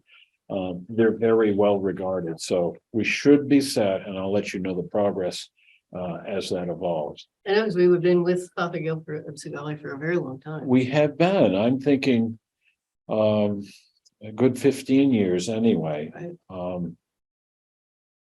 So again, what's critical is that after their examination, it is an unqualified opinion. I'm just going to go through about 4 quick highlights here. And the first is regarding Exhibit A on page 10. And I bring this to your attention because it's here that we can clearly see where ARPA is and how it was treated. So if you look under the current assets, under cash, and it's the restricted cash ARPA for the 746 that we received. What's important here, and I want to point out, is that that same amount appears underneath liabilities. And that same, again, 746,000. And again, what's deemed here is that it's not revenue. ARPA is not revenue. What it is the receipt of the cash is the offset is the liability, the obligation to expend those funds in the way in which it was given to us or granted to us. And so until we do something with it, it is reported as a liability. So next year, at the end of June, this coming year, at the end of June, we'll see that amount of 746 double for the receipts that we received in this past November, and then reduced by the 380,000 or so, and it may vary a little bit with other expenses that was expended for Railroad Circle. So again, I just wanted to highlight what ARPA is, how it's reported, and where it appears. The next thing I want to point out is go to page 16, and that's Exhibit G. And this is a summary of the town's, the general fund. And this is really what we approve of during town meeting. That's the budget on the left side, and the actual receipts and expenditures related to those categories under actual. And while the budget is always going to net to zero, what we found here in the actual for the year ended June 30, 2022, is that we were actually above by $6,175. Basically, we met the budget of achieving zero, because That's pretty unusual. I mean, that's about as close as you can get. that's about as close as we can get without rounding. Yeah. Exactly. I mean, because it's very unusual to actually come up with the budget and the actual is exactly the same. Now, there's obviously puts and takes during the year. And as we noted a little earlier, the expenditure of Cilley Hill Road was about $107,000 to $106,000. But remember, we'd also budgeted for our portion, our matching portion of the sidewalk grant was going to be about close to 100,000.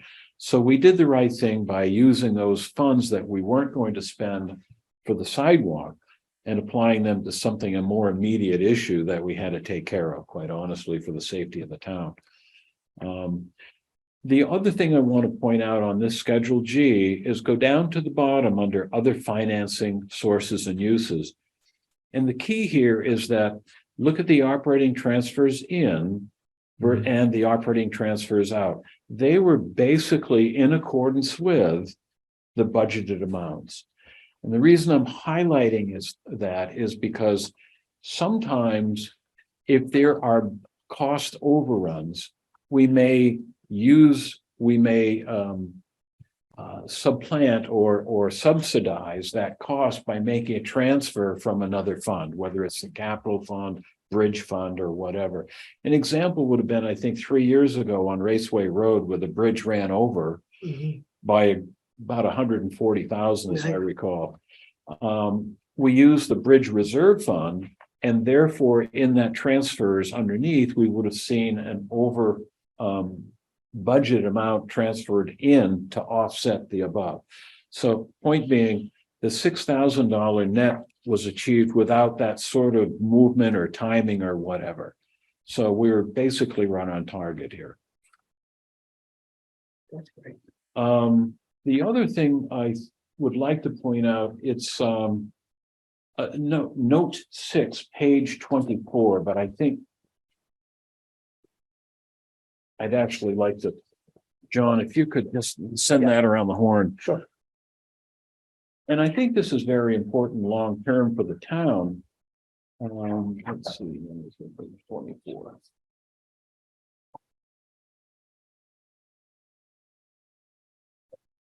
What's important here is the long-term debt.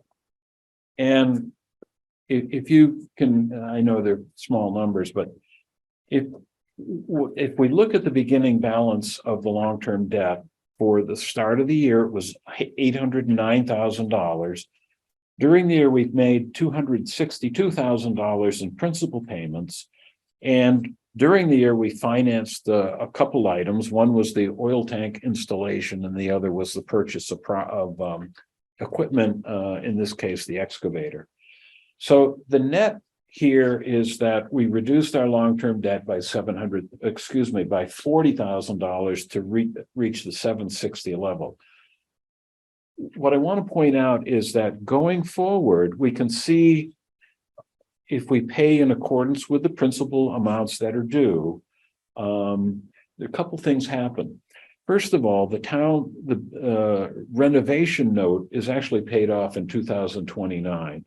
And I point that out because if we are considering something with a garage a number of years from now, and say about that time, we get the plans, we get the approval, et cetera. And let's say it's $1 million. I have no idea. But if it's $1 million over 20 years, that's a $50,000 principal note repayment. So it's not that painful to the town if we're to replace one with the other. So that's what's important in the realm of possibilities. That's really good. That's encouraging. Yeah. I think, net, it has little impact upon what we budget for the town into the future. I wouldn't be surprised if it was about $1 million or so. I have no idea. Because Milton, a couple years ago, Milton voted to get a new garage, and theirs was obviously a little bit larger than we need, and theirs was $3 million. Okay. I think the challenge, this is a little bit of a side, but I've said this to a number of people, the challenge is going to be continuing the exploration and this initiative, despite all of us here not being here by the time that needs to happen. So how do we as an institution, continue to see if we really got to do this? You fade out, we're all replaced, but somebody's carrying that torch forward. To me, that's an institutional question rather than a financial one. How do we do that? Yeah, it is. And it's one of, I think, being able to educate and inform as we all transfer from being gray hairs to white hairs. It's our obligation to do that. Yeah. The last, or next to the last, this will be quick. Page 8, just so that we're all aware. These are, yeah, go back to 8. And what this is a very quick list of what the town's purchases, capital purchases were last year. And they range from, the excavator appears here and we finance that. To the Cilley Hill Road upgrade, computer upgrades, system upgrade. And also, it's interesting, the old Red Mill renovation appears here. And the reason for that being here is we received the funds. We're the interim, but we received the town funds. And as a result, we in essence own that improvement. And it was a discussion that the auditors and Mike Segali and I had about this, was how do we handle it? And because we are in effect the end receiver of those monies, that asset needs to be recorded as a town asset. The other reason we didn't get into deeply was the idea that if the Historical Society were to tomorrow to disband, that building is ours. Right. So that's another reason for recording that here. It's an interesting concept. Yeah, I'm trying to wrap my mind around that. And if you go one, and I am almost finished, page 33 and 34, if you can read the very small print. And I should have made copies because I did just isolate what I want to speak about, and that's the old Red Mill Fund. Oh, that one, yeah. Okay. 33 and 34. Yeah. Oh, yeah, way over there on the right. And if we consider what, if you're on schedule on, actually, if you might want to start at their page 34 on schedule 2. This is what occurred during the year for the old mill fund. Again, grant revenue was $110,000. I know it's small. That was received, 147 was expended for the improvements that were made. There's also, we did not receive the grant, the full amount of the grant. That amount is considered a receivable at the end of the year. But importantly, the $97,000 represents the monies that Louise was able to raise, and that money, those monies were transferred to the town as a fiduciary for those funds. The point I want to make here is that all the activity for the old Red Mill, that initiative is reported here. And it's in a separate fund. And so if folks are curious about where the monies are or where the improvements and how it was made, it's managed by the town. It doesn't go, that hasn't gone through the Historical Society at all. It's here.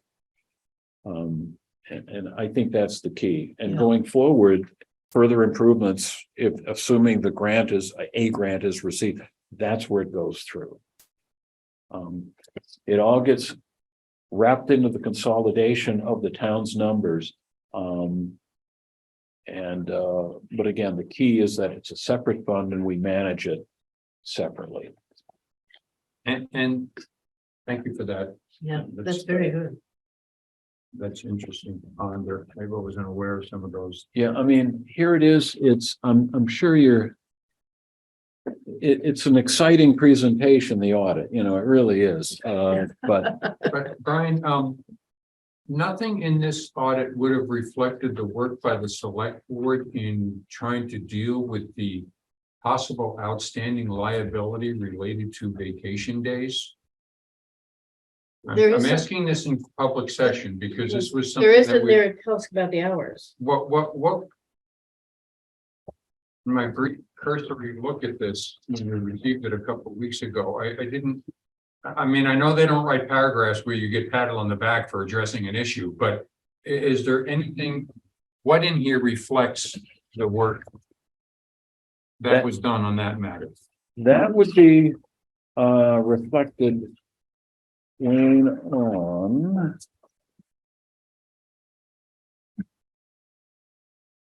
it gets consolidated and that would be, excuse me, the balance sheet, Schedule C.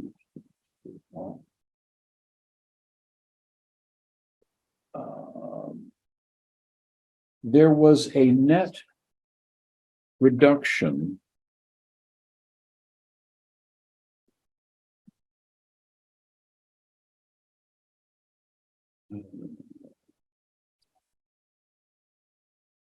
Page 20. Okay. I'm skimming, but I'm guessing it's gonna be around there. the accrued compensation balances actually I'm on page 15 was reduced by $5,725. I think what you're reflecting is the idea of the limitation upon an exit by an employee with accrued hours. That's reflected in here by that amount on Exhibit F down at the bottom of 5,725. Okay. In prior years, we did have a more extensive note about the advice by Fothergill, Segalian Valley about the handling of those accrued items. And they had presented it as a caution. That no longer appears in here. Right, so that is That's what reflected. evidence in a way by its absence. Yeah. By its By absence. omissions, yeah. Exactly. Okay, thank you. Do we need a motion or is that just an update? No, you need a motion. Review and consider acceptance. Okay, Yeah. I would make a motion to accept the town audit. Second. All those in favor say aye. Aye. Aye. Thank you very much, Brian. That's very helpful. You're Thank you. very welcome. And I'll keep you updated on the RFP for the audit for Yeah. this coming year. Thank you. Thanks. Thanks, Brian. All righty. Got a hand raised.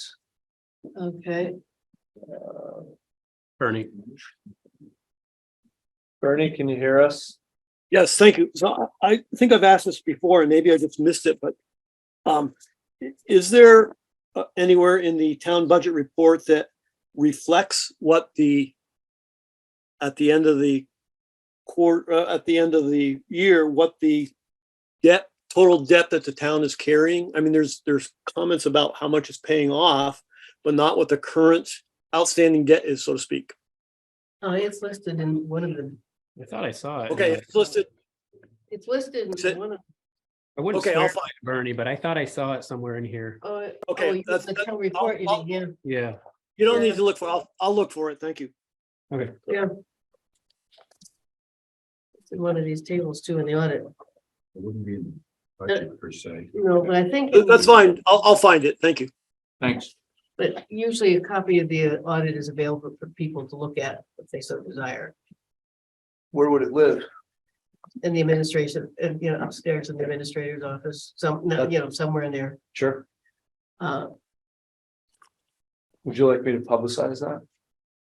yeah, why not? I mean, because it is a public document. Other than the letter that they send us that's separate, which is only for the select. Right. But the And actual, that's traditional across all organizations. Right. but the audit itself is available for the public to view.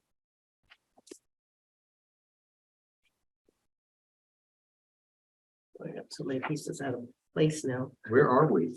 No, Okay. I was just trying to check off what we've I'm trying done. to- Okay, now we have to go back and Do appointments? we're gonna do reappointments of boards and commissions. My only question was, why was Ann Kroll Lerner's name highlighted?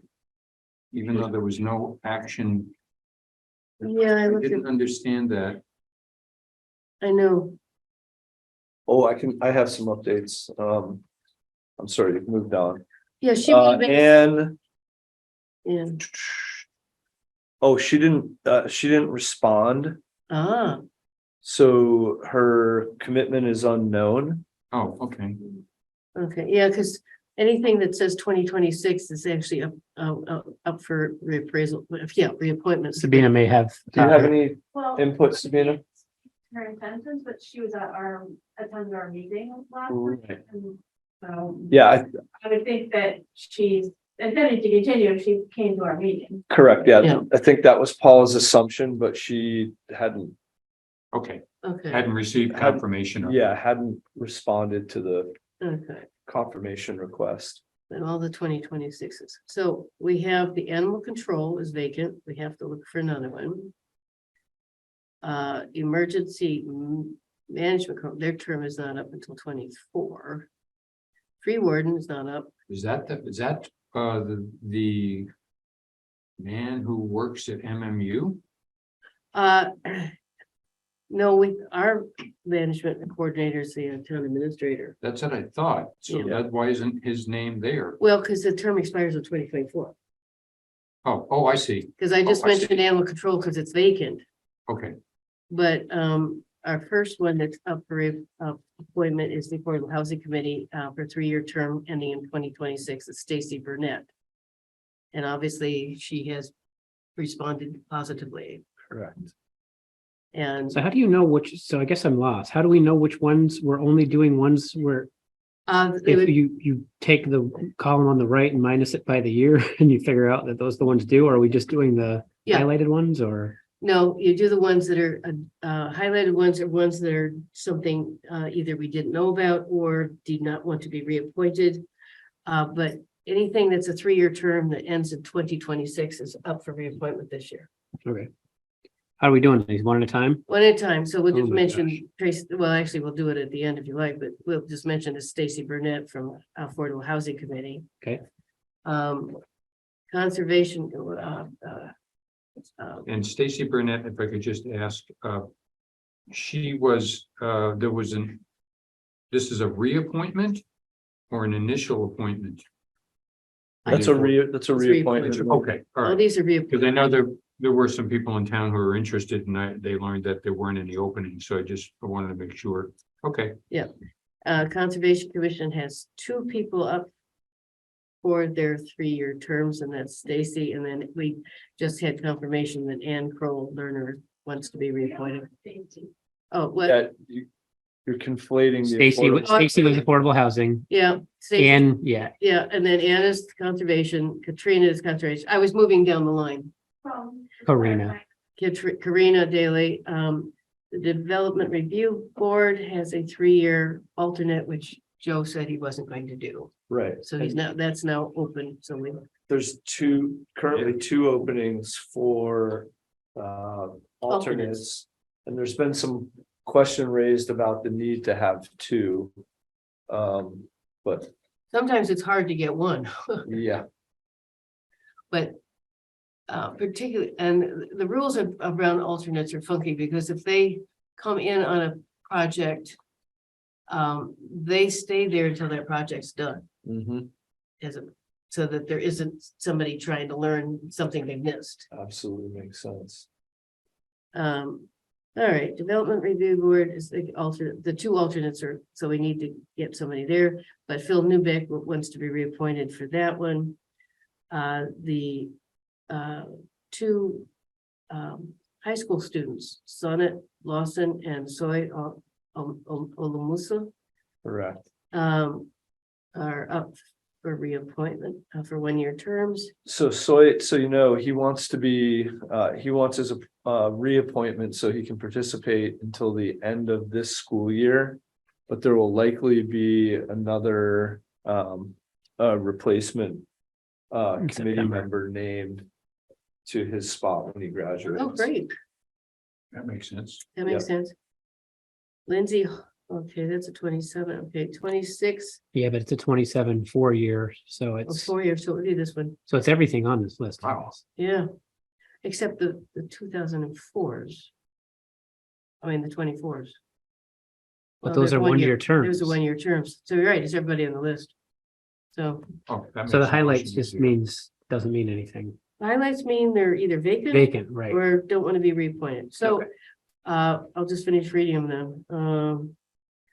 Lindsay Holman to the town library, 20 for 4-year term of 2027. 2 3-year terms are vacant at the Jericho Trails Commission, so all these have to be posted then that they're. Yeah, actually, those two trails committee. Met 2 new trail committee members have been identified, but they have. They're recent to the point where they weren't able to come in front of you for Okay. approval. So those are on the horizon. And we have 3 from mobs, they're 3-year terms. It's Andy Dumas, Pete Davis, and George Benham. We have 2 planning commission members, which is Sabina and then Wendy Barenbach. So back up to the 24s, Don Toby, I'm glad he wants to continue to be tree warden because we've got that ash borer study going on, that they have to identify those He has trees. a highly specialized skill set. Yeah. And then Lori and Lori Dykeman and Martha Prince, 1-year terms as listers. So what you could do then is just take a motion to. Yeah, I'd be willing to make a motion to appoint all of those that Catherine just mentioned. And then post on Front Porch Forum all our vacancies. Yeah, although the DRB thing is gonna require a little explanation. Yeah, I second that. all those in favor say aye. Aye. The animal control, so that woman that was interested, she dropped out. She did, Boy, that's tough. yeah.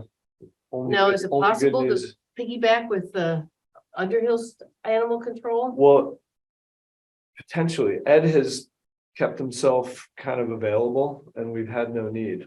So So that's amazing, we haven't circled back to talk about hiring again, to be because honest. he said he really wasn't really wanting to do it, but if he had to, he would. I mean, So Yeah. do they have one in them?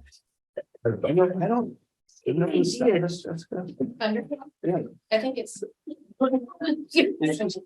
I was told that she was not gonna be doing it.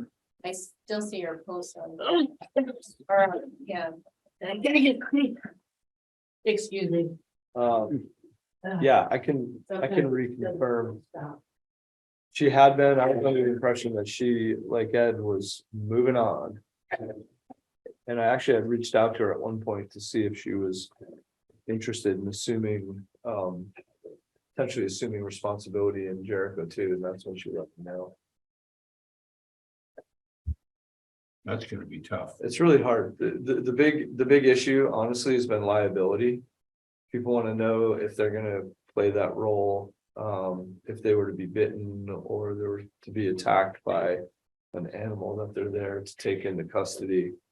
And a lot of the people that have responded have professional pet care businesses, and at least 2 of them to date said they're unwilling to take the risk of putting the rest of their living in jeopardy by taking on such a low paying role. Yeah. Apologize for that. No worries. The, I wonder if our policy with passive has any provision for that. We have the insurance policies with passive, Mhm. and I'm just wondering if there's. I could look into it. You have to think they would. I would Yeah. think that they would too, although the potential liability could be huge. Yeah. it could. Yeah. So, I mean, I could see why somebody wouldn't That would want be to worth. at least jeopardizing their asking. living. Well, Underhill used to have one. Yeah.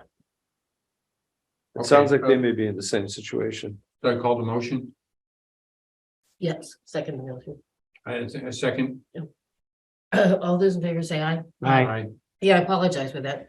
It's a weird cough. And it sometimes just comes on out of the blue. That is weird. If I get a warning, I can have a cough drop, but sometimes it doesn't. And that it is not COVID. And it is not anything else. It's just unknown. Which is not fun, but she said, oh, yeah, we've seen this before, some of these, so maybe another couple weeks before it's done. Every couple weeks. Maybe a couple more weeks, yeah. Yeah. I thought that was great. Okay, reappraisal agreement. Reappraisal. Yeah, so again, these are the next few agreements are relatively perfunctory. This is the agreement with NEMRIC to perform the next reappraisal. NEMRIC will utilize a market modified cost approach to value property in Jericho. The cost of the reappraisal, which has been budgeted for and discussed at length, is $225,000, includes inspections of all property, data entry, sales analysis, and the development of schedules incorporated into the computer assisted mass appraisal system, digital photos, and formal grievance and Board of Civil Authority hearings. Rates are based on a parcel count of 2,165 parcels, which does not include exempt properties. Parcels will be charged at 100 per, Hearings requested beyond BCA will be billed at $150 an hour. Payment schedule will be a monthly rate, $9,375 for a period of 24 months beginning July 2024. So we've got a reserve fund where we've got a substantial, although not nearly enough money for the reappraisal, and yet we're gonna pay monthly? Is that, So my understanding is that we'll pay monthly once the reappraisal starts. So it'll be a once monthly, approximately $10,000 payment. so we don't write them a check for $225,000, doesn't work that way. Thank goodness for them. It's a trickle, not a pour. So the money in the reserve fund is gaining some interest or whatever, And will minor as it is. And they will continue to put money into the reserve fund, Yeah, okay, that's what I because the thought. state will get, sends about $17,000. And this was the only bidder. Only bidder. Only bidder. Can I make a motion, Oh, Yep. Jessica Alexander, I'm hearing that there's legislation to do away with the Board of Civil Authority being part of that chain, that after they grieve with the listers, they'll go straight to the state. It would be a state grievance. So I don't know if that contract is by the hour as far as the time they're putting with the Board of Civil Authority so defense. for grievances, it is. It says hearings requested beyond BCA hearings will be billed at $150. But per there may hour. not be any BCA. I'm really Oh, hoping I see there what you're isn't. Well, Right, so there'd be no billing, so. So there went at the Well, BCA level. Well, well, actually, unless their time spent with the state in the appeal would be billed to Jericho. Sounds might- like that's additional. yeah, that's the additional. I mean, right now, the regular grievances, they're baked in a certain value, because there always are. They come to the BCA. And this wouldn't be until 2026, right? 20, the Probably right. process is, it says period of 24 months starting July 2024. Well, It would be but- completed by 20. Oh, I'm Yeah. sorry, is that what you're asking? yeah. Well, I'm Yeah. just wondering, I don't know where the legislation That's right. is right now, but, and I don't know. And certainly we could adjust the Yeah, it could- contract at Could the have end. been the contract if there's Yes, legislation that. because June 2026 is lodge grand list and Dictates. grievance hearings. So it could be adjusted. Thank you, Jessica. I mean, there's a Here's lot of the, stuff moving agreement, through there. Eric, for signature. You could pass that around. So we have to, did you make a motion to accept it? No, I haven't made a motion yet. Oh, Do you want to make a motion, then Jim can make his comment? oh, Jim can comment. Appraisals are, name's Jim Carroll. Myself and other people have been watching what's going on for a fair period of time. I've understood that there may well be a amendment to abate the statutory requirement of reappraisal, because I think there's 271 towns in the state of Vermont, and there's nowhere near the resources necessary to actually do that work. And I can't find anything about these people from my search to see what their credentials are. But I've done these things all over New England, and the qualitative and quantitative aspects of how this work is done. Literally, I would suggest that before you jump, that you think about it. And I'm going to use your computer analysis vernacular. I think Jericho would be well served to invest in the building of a multidimensional database with an artificial intelligence algorithm that can look at the ChatGPT. actual sales and analyze the sales in the context of the smart database, because this is really a database issue. And I've been doing this stuff for a long time, and the phenomenon that we've just had, where properties are selling for 100% over assessment, has more to do with shortage Yep. and the abundance of the after effect of COVID. So you can end up in a really significant debate if this is all not thought through, as to see how your vendor is proposing to deal with the problem of assessments and appraisals. And I haven't seen anything, but whenever I see no bid or only one bid, I would stop and I would say, did I do it right? Because I think the town of Jericho is going to be disadvantaged if it doesn't look at taking personnel that are vested in the community to build the database. And if you think about paying people overnight to travel up here, to drive around town, to take pictures and all that other stuff, why can't that money stay here? Why can't those people be vested in the community and we invest in building? And I think Eric, with his computer system technology, that 50 years ago in the 70s, I worked on building the database for Sigma. Do you think there's many other towns in the state who would be needing to do the same thing? Because, when I used to work in the field of education and every town had to figure out the same problem on their own. Right. Because God forbid, they didn't want the state to tell them. And we were all building the same sandcastle. Well, and I'm just wondering if there's 200 towns in the state who are thinking, oh, let's just do our own database. Then the thing is, we have an obligation to try to get in the line to get this done. So Yeah. And that's what makes it hard. That's kind of where I'm Yeah. kind of with Jim. Like, it makes me real nervous to have them go through at that time because Yeah. the economy could have collapsed in 2027 I know. and all of a sudden your $700,000 appraisal is now worth 300, like. But my understanding of why we did it. State, how do we meet? Right, exactly. And then Well, my but understanding of why we put the bid out is we my have to do it. suggestion So- is I would talk to the legislative group and find out if in fact these dates are going to get slid. If in fact the requirement is going to get modified. Those are two important things to define the need to do it. And if so, the time frame to do it in. Yeah, but you're not gonna be able to confirm that the date's gonna slide. You can only. Well, but Right. they're trapped. They're trapped. They have 200, they have a mandatory, if more than 15% of the sales are above or below the mean average of whatever. They do. it tri- Yeah, So there's 271 triggers. There's not enough qualified people in the United Which is why States. people are getting in line, because Dimrick has actually done quite a few towns. I hear what you're saying though, but But we do.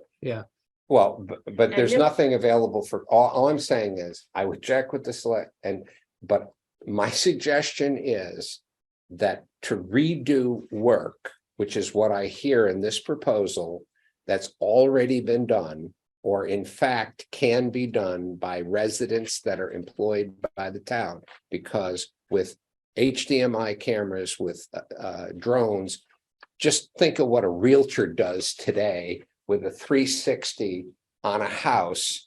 All that information can get crunched into a database. The key to the puzzle to determine what the fair market value is today, 3 years from now, and whatever, is the intelligence and the algorithm that's being employed to determine at that point in time, what were the conditions during this? Because there's two parts to evaluation. First, it has to be fair market value. And that's determined by the analysis of that particular property against comparables. Second, it has to be an equitable distribution of the tax burden on the citizens. And I can tell you, I'm involved with a lot of this. We're going to have an absolute nightmare, given the phenomenal impact. So the energy should be going into figuring out what that algorithm should be, investing in the community, and yes, cross-pollinating, because a lot of other people are going to be dealing with this same problem. But I've all over New England, I've gone. So what would you practically suggest? We postpone this, and I'm not saying this to be argumentative. We postpone this for a month. We find out from Trevor Squirrel, who calls a couple people, okay, this is the latest we have, may not be the final. Yeah, how are you guys going to deal with this problem? You got 271 then we towns. find that out and then, okay, We've missed our. we gotta do this, and then we get further back in line. Because Right. now we waited a month. I mean, I really feel like we're caught between a Rock and hard place. rock and a hard place. Yeah. That's why we're.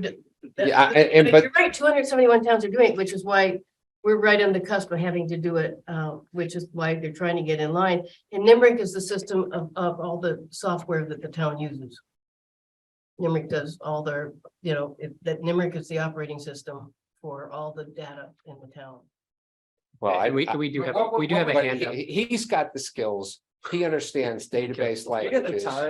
He understands the languages and the interface. Yeah, sure. And I trust Eric, and I think he could take a look at this and say, what is the best way from a computerized software database method to not just deal with this once, but to basically build the expertise locally? And are these the right guys to do it? Because my observation. Telling the state to do this. I mean, I think there's 271 towns. I can't I get think this- I can't get people in my own family to do what I I tell them. think, because I think. It's just us.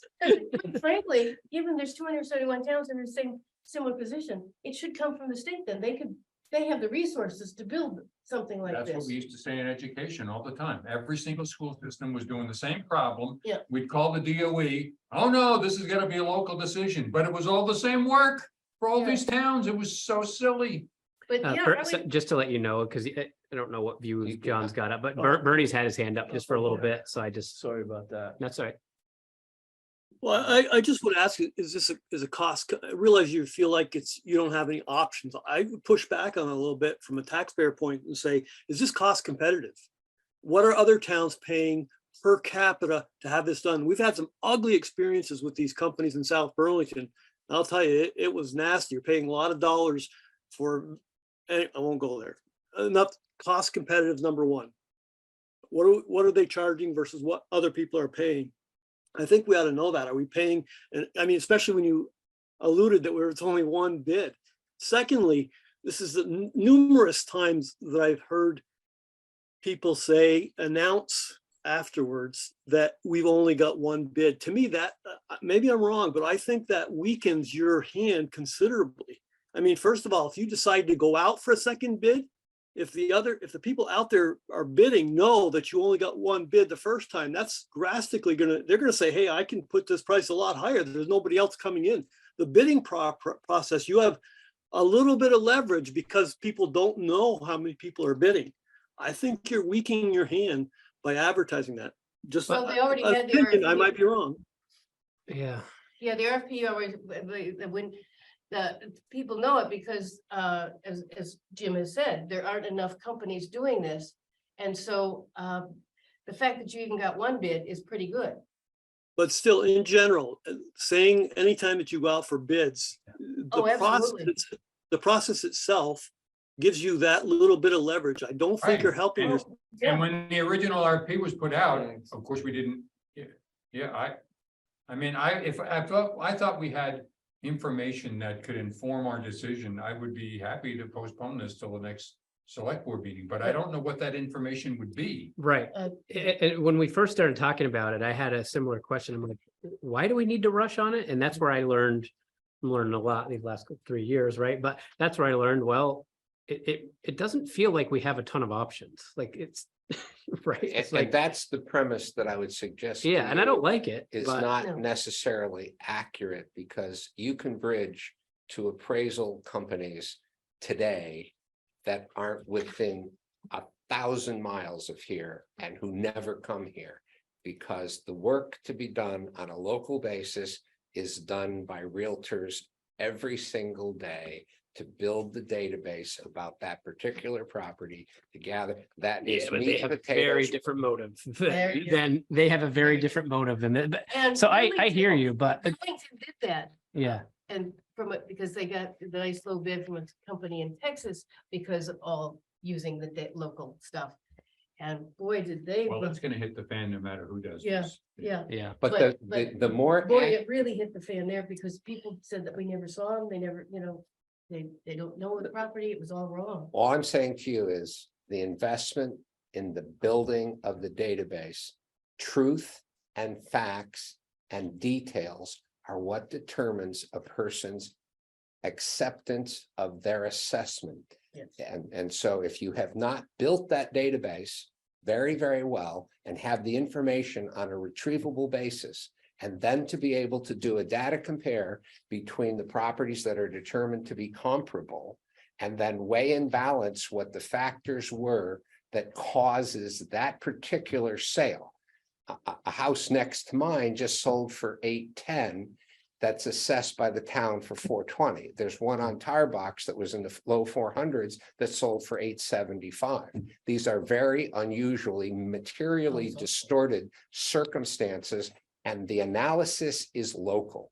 And a real estate professional who looks at that is going to sensitize the algorithm. You just do the Walmart approach and you just throw the stuff at it. My suggestion to you is, I think that you will regret it. I think that you're better off investing money with the people and the opportunity here to build the fact base, the software to be able to extract the data and to build the comparative analysis. And then I think your reassessments will go easier because we'll know. I mean, I've been doing this for over 50 years, and I'll tell you how I would determine what the abutting properties to something that just sold for 235% of its former assessment. That work was not done that far off. And so you're going to end up with properties that just sold that should probably not be put in at what they sold for, because the property will not resell in the when the circumstances change. Just blowing interest rates up and changing the COVID thing. So all I'm saying is, I would do a special meeting, I would take a pause, read all the stuff, let our computer geek take a look at what I'm saying. You overestimate. And I think if I were investing $225,000, I would invest it in local people that are going to be available, not just to do the work, but to support it on an ongoing basis, build the database, perfect the database, and then build the algorithms that are sensitive and responsible to it. And then you can explain to the people, is this your house? Are these the facts and circumstances? And literally have a really great picture and give them the opportunity, because otherwise you could end up with an avalanche of people walking in and driving you absolutely crazy. Yeah, that's what I'm expecting, but yeah. And having done a lot of driving people crazy, Yes. I suggest that you're my friends, and I think knee jerking and jumping at it the same way everybody else is, I don't think is the way I would suggest that you do it. But I agree with a lot of what you're saying. When I brought up some milder concerns, when we first started talking about this, Wayne had a really good point. This is what Lori's recommending that we do. She's our expert. She's our town employee that we do trust to do this. She does excellent work. And that was what kind of got me to be like, yeah, who am I to question that? So that's kind of what got me there, but I have all the same concerns you do, so. We could But postpone it for the I can next- postpone, I'd be postpone if you just try to think through, have a couple calls to Trevor. See if he could find out some more information. Have a call to VLCT. Have you had 50 phone calls from towns who are wondering what they're gonna do about this issue?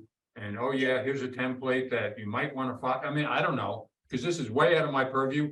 And frankly, I'm not terribly interested in it or Right. qualified to do anything in it. Right. I can pretend I am, but I'm not. And but we would need some guidance on this. We couldn't just say, okay, Eric, get back to us in 3 weeks about what you think. Go write a We have database. that capacity, and you don't have that capacity. Right. well, it just I think And we're already getting enough flack for going into the development business. Now, if we're gonna go into the software development business, we'll be in more trouble. well, just imagine the transaction. You're one of those higher percentages. All I'm saying is that I think that this is a technical, software driven. The better you perfect your database, the more you draw in from GIS, GPS, surveys to pull all the information in. Just think about Joe tonight.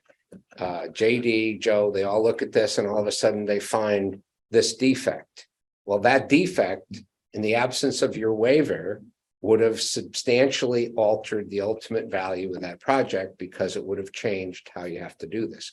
So when you start throwing 100%, now see, uniformly, if you could just write an algorithm and say, everybody's going up 128% across the board, no change in your property taxes.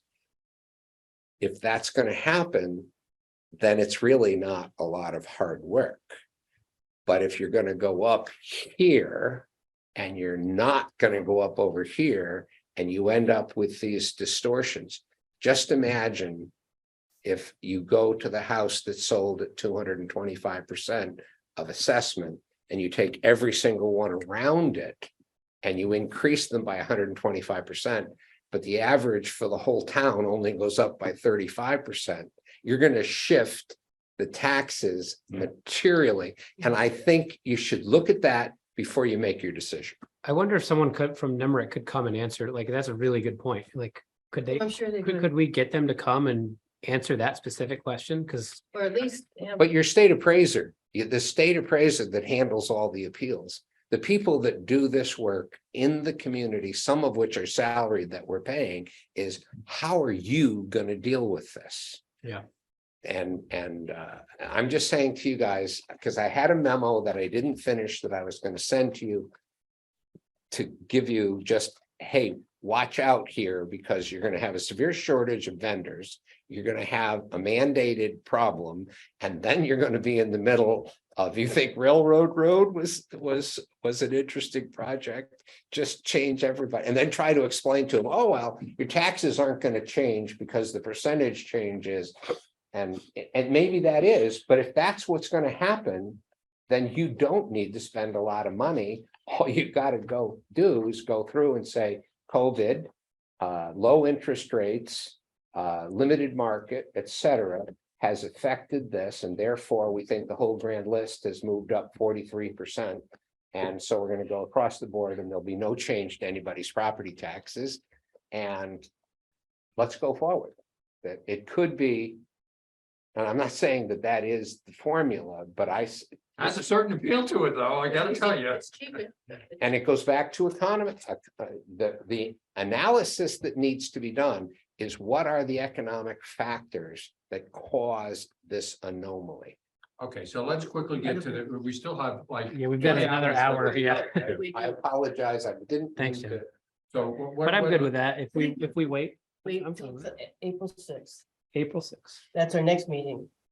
Is it really? Gosh. Yeah. Well, it seems like a long ways away, but I guess it isn't, is it? And in the meantime, John can contact NIMRIC. And I'll get working on a SQL database.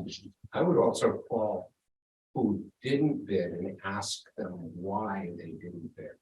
I think because they don't exist. They're busy. They don't- That's right, they don't exist. I think that's probably the universal answer, is they're busy. Yeah. They're very busy. I mean, that's why NIMRIC is a much larger organization, which is why they. I will say, again, having not much experience with it, I was fairly impressed that it came back at only 225,000 when they Right. listed off all that they're gonna do, but Yeah.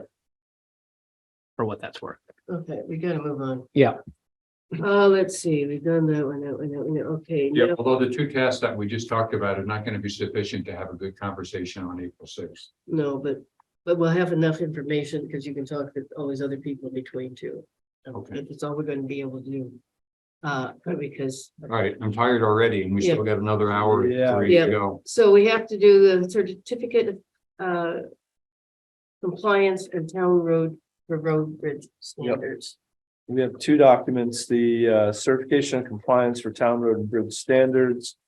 We, the legislative body of the municipality of Jericho, certify that we've reviewed, understand, and comply with the town road and bridge standards, public work specifications, and standards passed and adopted by the select board, city council, and village board of trustees. We certify that we do have We do meet or exceed the minimum requirements included in the June 5, 2019 state approved template. And we certify that we do have an up-to-date highway network inventory, identifying location, size, deficiencies, conditions of roads, bridges, causeways, culverts, highway-related retaining walls on class 1, 2, and 3 town highways, and estimated cost of repair. And then the annual financial plan in regard to town highways, Vermont State Statute 19. Yeah, I don't know what the, 6. if I could just jump in, the certification of compliance, that I understand. It's evident in the standards we have, and, you know, so I'd be happy to make a motion on that. But the other thing, where's the data that proves that we have met this $300 per mile that has been raised by municipal taxes? I mean, can you point to a number in the Look at the highways and bridges and how much we spend on roads, because it's only $300 per mile. We only have 68 miles. We have 68 miles. Yeah. Oh, right. Yeah, it's Okay. basically All right, certifying that's what I that, couldn't figure out. yeah, it's basically certifying that we have the funds in the bank.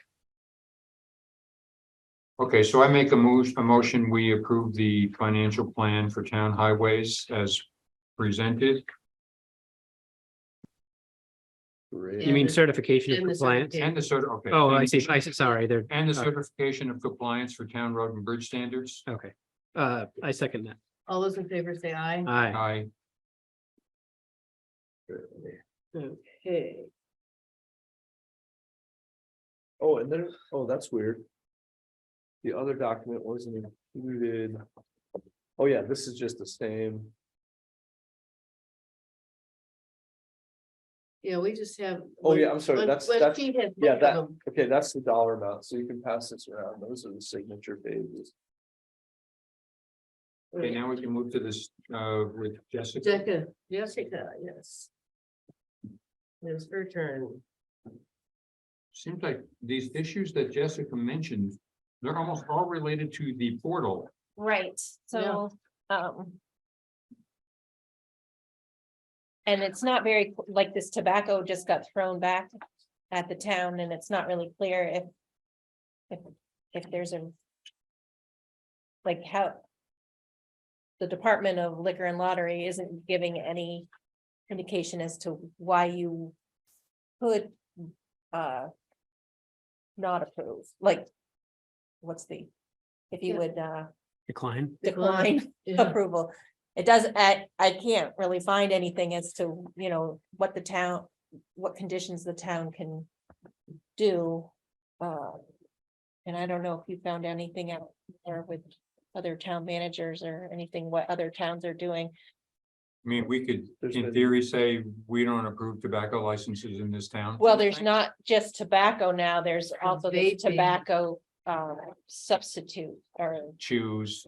Yeah. tobacco. And vaping's the big one, because people have a. Tobacco substitute endorsement, that sort of appeared, but Just a lot of people, a lot of stores and stuff don't want to sell them because that's pandering to children or youngsters. so some of the stores have actually said that they're not even applying for it, but there's two of the stores that are applying for it, and they've already had it, like they're renewing it, and it, so you guys never sort of had a No. say in it in the beginning, but I don't know. And then the other thing with the portal is, I have reached out to Dollar General and haven't had any response, and it shows that their application is ready in the portal, but they haven't executed anything, and they haven't sent any That's right. money to the town, so, I That's don't right. know what their intentions Because it are. says don't sign any, don't. So approve they're it. they're not included, but that's the only store that's What not about, ready. because I noticed that, before we had Kate's food truck, That's in here. oh, I didn't see. Yeah, that. they're a first class 'Cause it wasn't, license. because all I saw listed was the Griffin Riders. On our that we have on our agenda, yeah, you're Yeah. right. They're not on your agenda? No. No. No, we have no paperwork from them in our, Oh, stuff here. so as the applications in the portal basically have no information on them, but there's that, do you have this? Yeah, that's why I looked and went, there was nothing in here. That's what, Yeah, so that lists everything that's up for tonight, except for at the time, when I printed this on the 10th, the Jericho Center Country Store couldn't access their account, but it has since now been created and so they're a renewal. well, cases listed here. Yeah, Kate, that's why I looked at it, but it wasn't in the sheets, so I, that's why I wondered, What page are you looking at where you see that? this little section. This is the most, Yeah, the best Oh, okay. summary. yeah, because I was looking, because usually we see the sheets of, what they are. Oh, and then Yeah, in my letter too, there, I had them listed out, but yeah, normally we actually see all see. that stuff, listed, so I. So how would a motion go for all these items?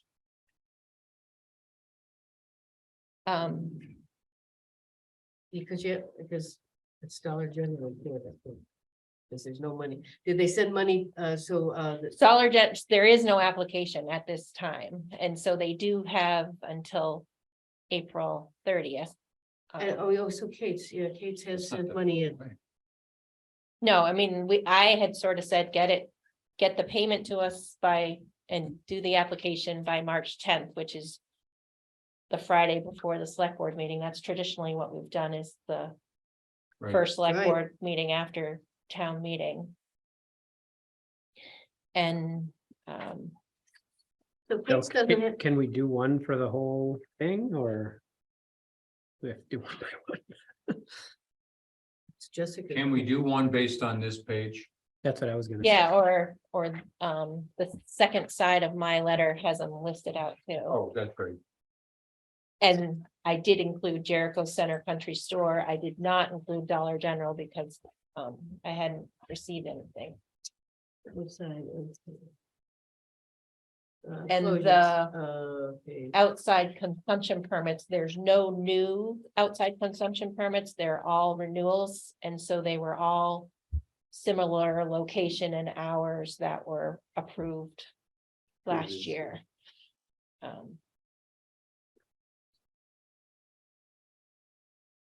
Because that wasn't working well in the portal either. I guess I don't see I'm this. still struggling with the list that we would read into the motion. Me too. So it's, yeah. Yeah, because. You could break it up by first class, second class. Well, that's what I was looking tobacco to and do from tobacco your, substitute. yeah. So is first class, It's generally a restaurant. is that Griffin Riders and Kate's Food Truck? And Lucy and Howe and Metric Corporation. Okay, so yeah, we're missing a bunch from our, Oh, from our agenda. That's where we use, just that we normally do it off of here. Right. Yeah. So add, okay, we got Jericho Center, so first class. Would be outside consumption and restaurant license. Yeah, what if we did this? Jessica, could you read the first class license applicants, please? sure. So the first class licenses are Griffin Riders LLC doing business as Jericho Cafe and Tavern, Kate's Food Truck, Lucy and Howe Brewing Company LLC, Metric Corporation doing business as Mountain High Pizza Pie, and all of them, except for Lucy and Howe, also have an outside consumption permit. And Griffin Riders has a third class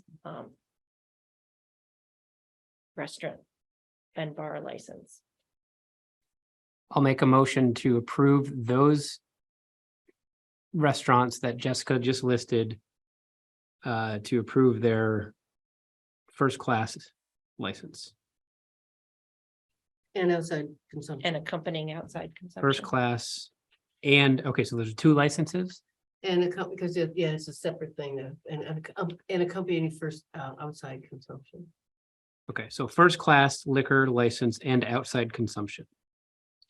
Second, All those in favor say aye. I don't know how that's gonna be recorded. It just seems like a mess. That Donna's probably pulling her hair out.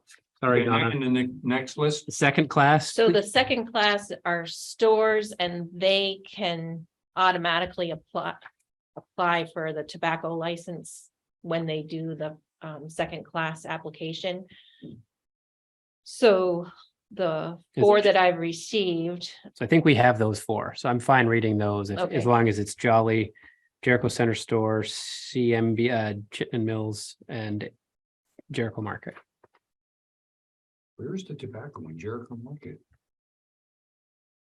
Anyway, second, All those in favor say aye. I, And that was for second class and tobacco. yes. Yep. Next to the ice. all right, cooler. because it's next to the ice cream, I just Ice never, cooler. ice cooler. And then the last one, the tobacco substitute endorsement, the applicants are Jolly Associates doing business as Jericho Jolly and CMB Holdings doing business as Chittenden Mills Beverage. I'll make a motion to approve the tobacco license of those two fine establishments. Second, All those in favor say aye. Aye. I, and you said you were gonna contact Dollar General one more time, or? No, it's, the onus is on them at this point. They're statewide, so I wonder if they're just having trouble in the portal statewide, but I had no response from, there was 2 different emails that I had, and I had no response. Thank you. I have one more thing. Okay. Today, is the Deborah Rawson Memorial Library. They can do Oh, that's right, their wine and dessert party, it's called, or savory too. I can't remember. it's called a library malt beverage serving permit license. And that has gone through the portal. There's no fee due to the town. And, I Because think it's really wine that they're doing. yeah, and so the date of the event is April 1st and it's April 1st, 7 to 9 PM at the Jericho Community Center. I move to approve that application. I second. All those in favor say aye. Aye. All right. Thank you, Jessica. So if I do hear anything from Dollar General, they may come up on the April 6th agenda because they have the April 30th deadline. While you're here, and please keep your response as short as possible. I saw the email about possibly moving the day for town meeting. What was I didn't get any sense that we had to do anything differently than, as Catherine has said, which is put people voters next year. If they approve, then the following year it would occur. Yes, So it would have to be a voice vote. right. So it could either be a petition special election, which would be a voice vote. If you held that in 2023, it could affect the next annual meeting. So it doesn't have to And happen on the other at hand, we the have to annual pay for meeting. a special election And you would probably get a better turnout at town meeting. at town meeting. Yeah, okay. So I think Interesting. one of the questions was, That's how we did it last time. can the select, the select board may have the authority to include it as an agenda item, or it could be a petitioned Right. article. for Just as town long as meeting. it's on the warning. All right, thank you. Thank you. Thank you. And Richmond actually just went through the experience and it sounds like they want to switch back already. Oh, I thought. Word to the wise. Yeah, Because if it's a 5-hour meeting that starts at 6 o'clock. Well, that's what I was no like, one's gonna yeah. come down to vote on the budget. that's And right. They And find people were leaving. and they That's how thought- it was in Addison. The important stuff came up at 10 o'clock at night. Everyone was Oh, exhausted, boy. and these were farmers. So that, they got a milk in Boy. 6 hours. It just was crazy. but that's the But money. people did come for the first 3 hours, and then they started to go home at 9. Yeah, you Yeah. could put, I was thinking about that too. I'm like, yeah, Monday night would be great, but I wasn't expecting a 5-hour meeting.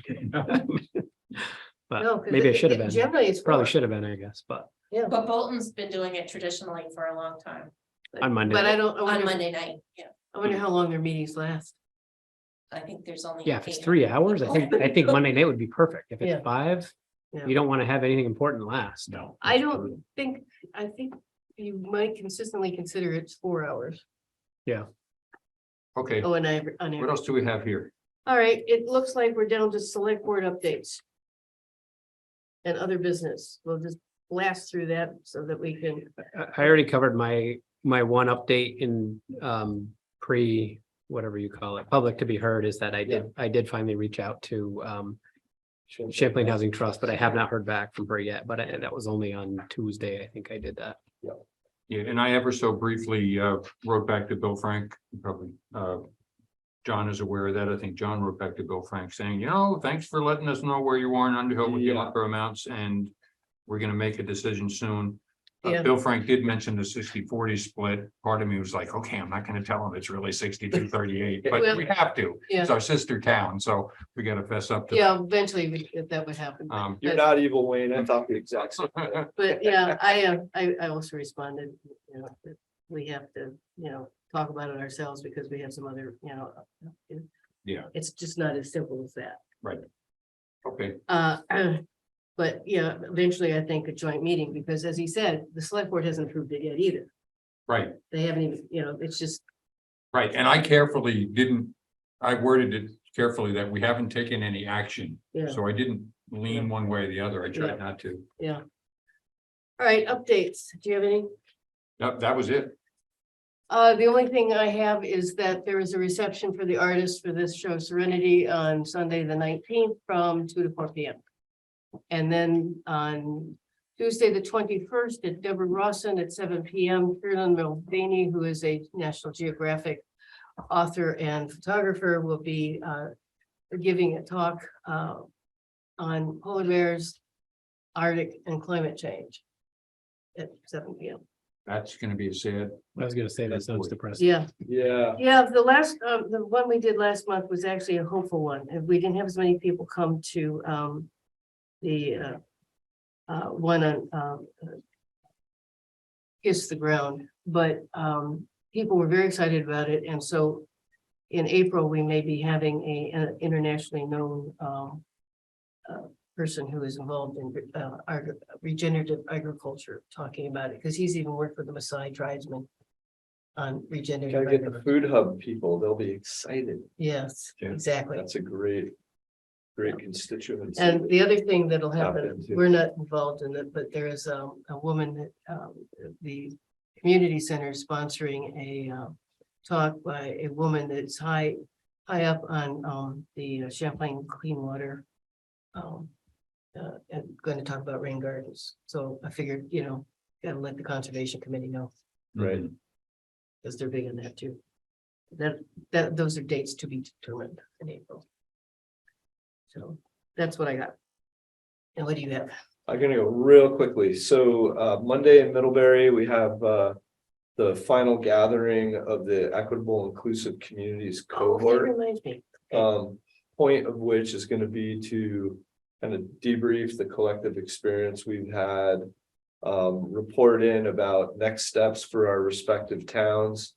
Either towns who don't have a diversity, equity, inclusion committee and are planning on forming one, or towns like ours who have one that are starting to do important work. At the next select board meeting on the 6th of April, you can expect a draft of the statement of inclusion that the Diversity, Equity and Inclusion Committee here in Jericho has been working to craft.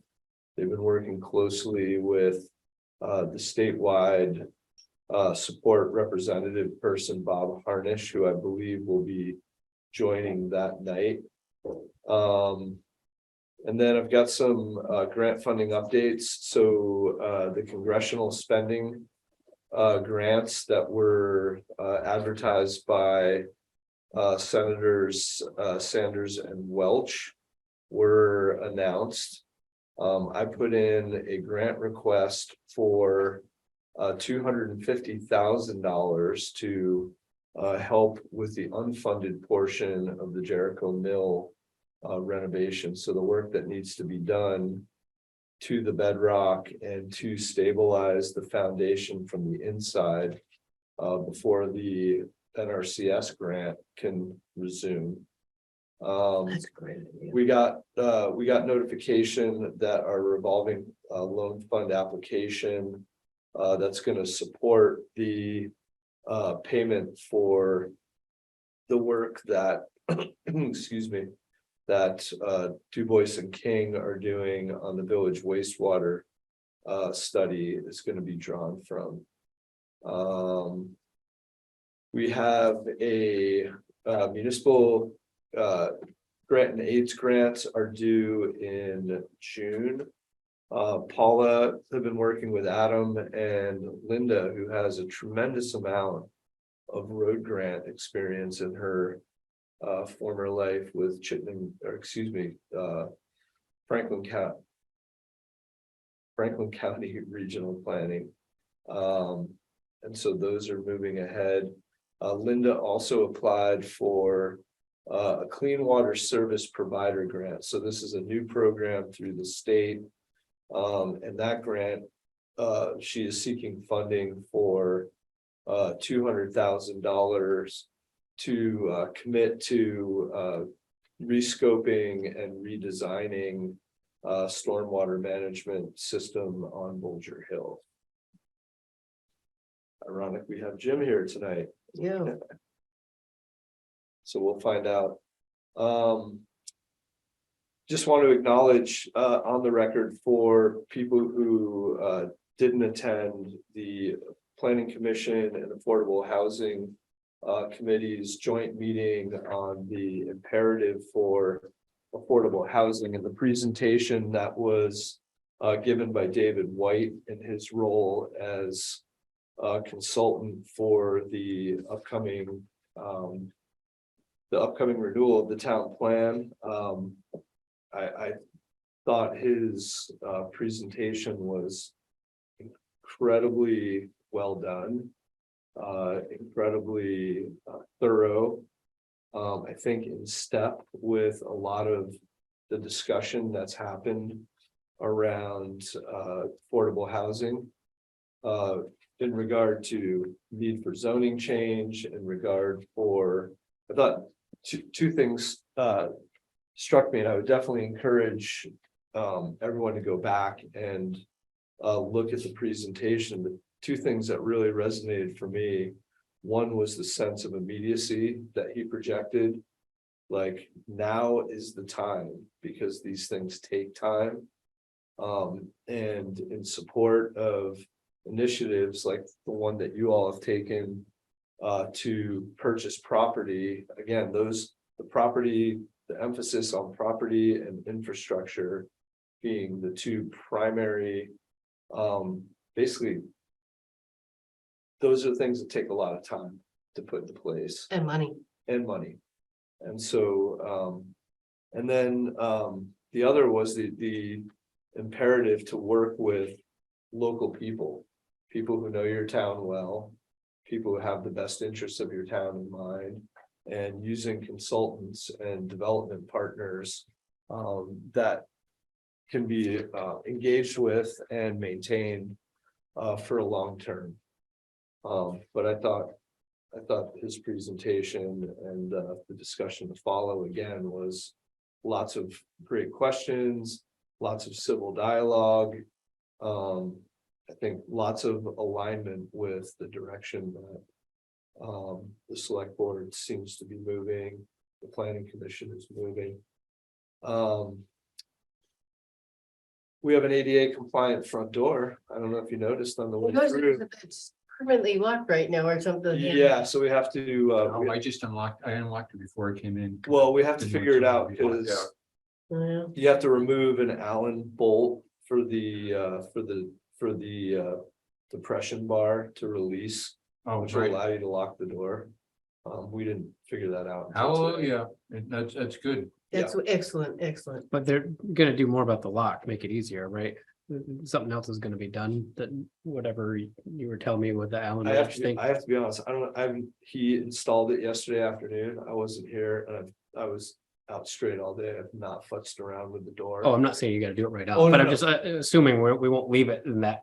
Oh, yeah. Awkward Oh, way yeah. that you have to We'll do make it. sure everything's locked Okay. before we go. Yes, Right, but I mean, in absolutely. general, you'll make it so that you can lock it again, Yes. right? Like Yes. with just the key or Yeah, whatever. and I have Yeah, to be honest, I didn't know any of that was changing.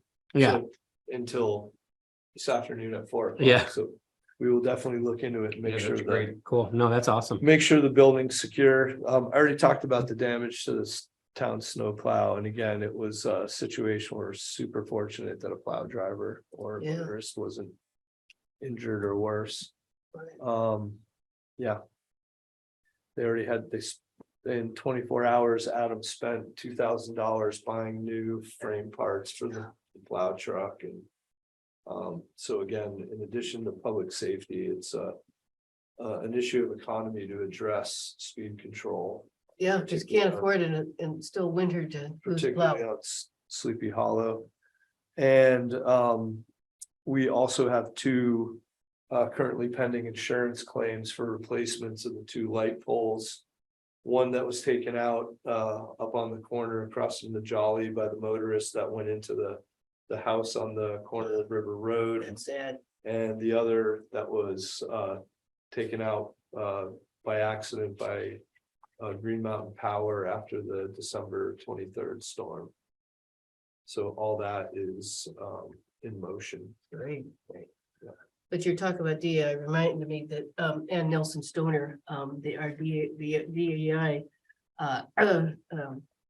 director of now at the RPC is going to be reaching out to all municipalities to find out who would be the contact for DEI Oh, great. information from all the municipalities. So Excellent. just be aware. Yeah, that can be me, or I can hand them off to Wendy, who's been Yeah. filling the chair role. Actually, I think they're doing a rotating chair, so it might make sense to be me. The Right. DEI in regard to what? Is this like We know. an HRE, equal opportunity employer, it falls under that bailiwick? or is No, this something it's entirely DEI, different? everything's gonna be looked, they're looking at everything under an equity eye. And so she's been hired to work at the RPC. Oh, right, okay. I What's knew about that. her name, Catherine? Yeah, her name is Ann Nelson Stoner, And but she's reaching out to all the municipalities to find out who's the contact and for DEI committees within the Chittenden County. So that as she can do these different email connections and stuff. As well as information that will be coming out. So.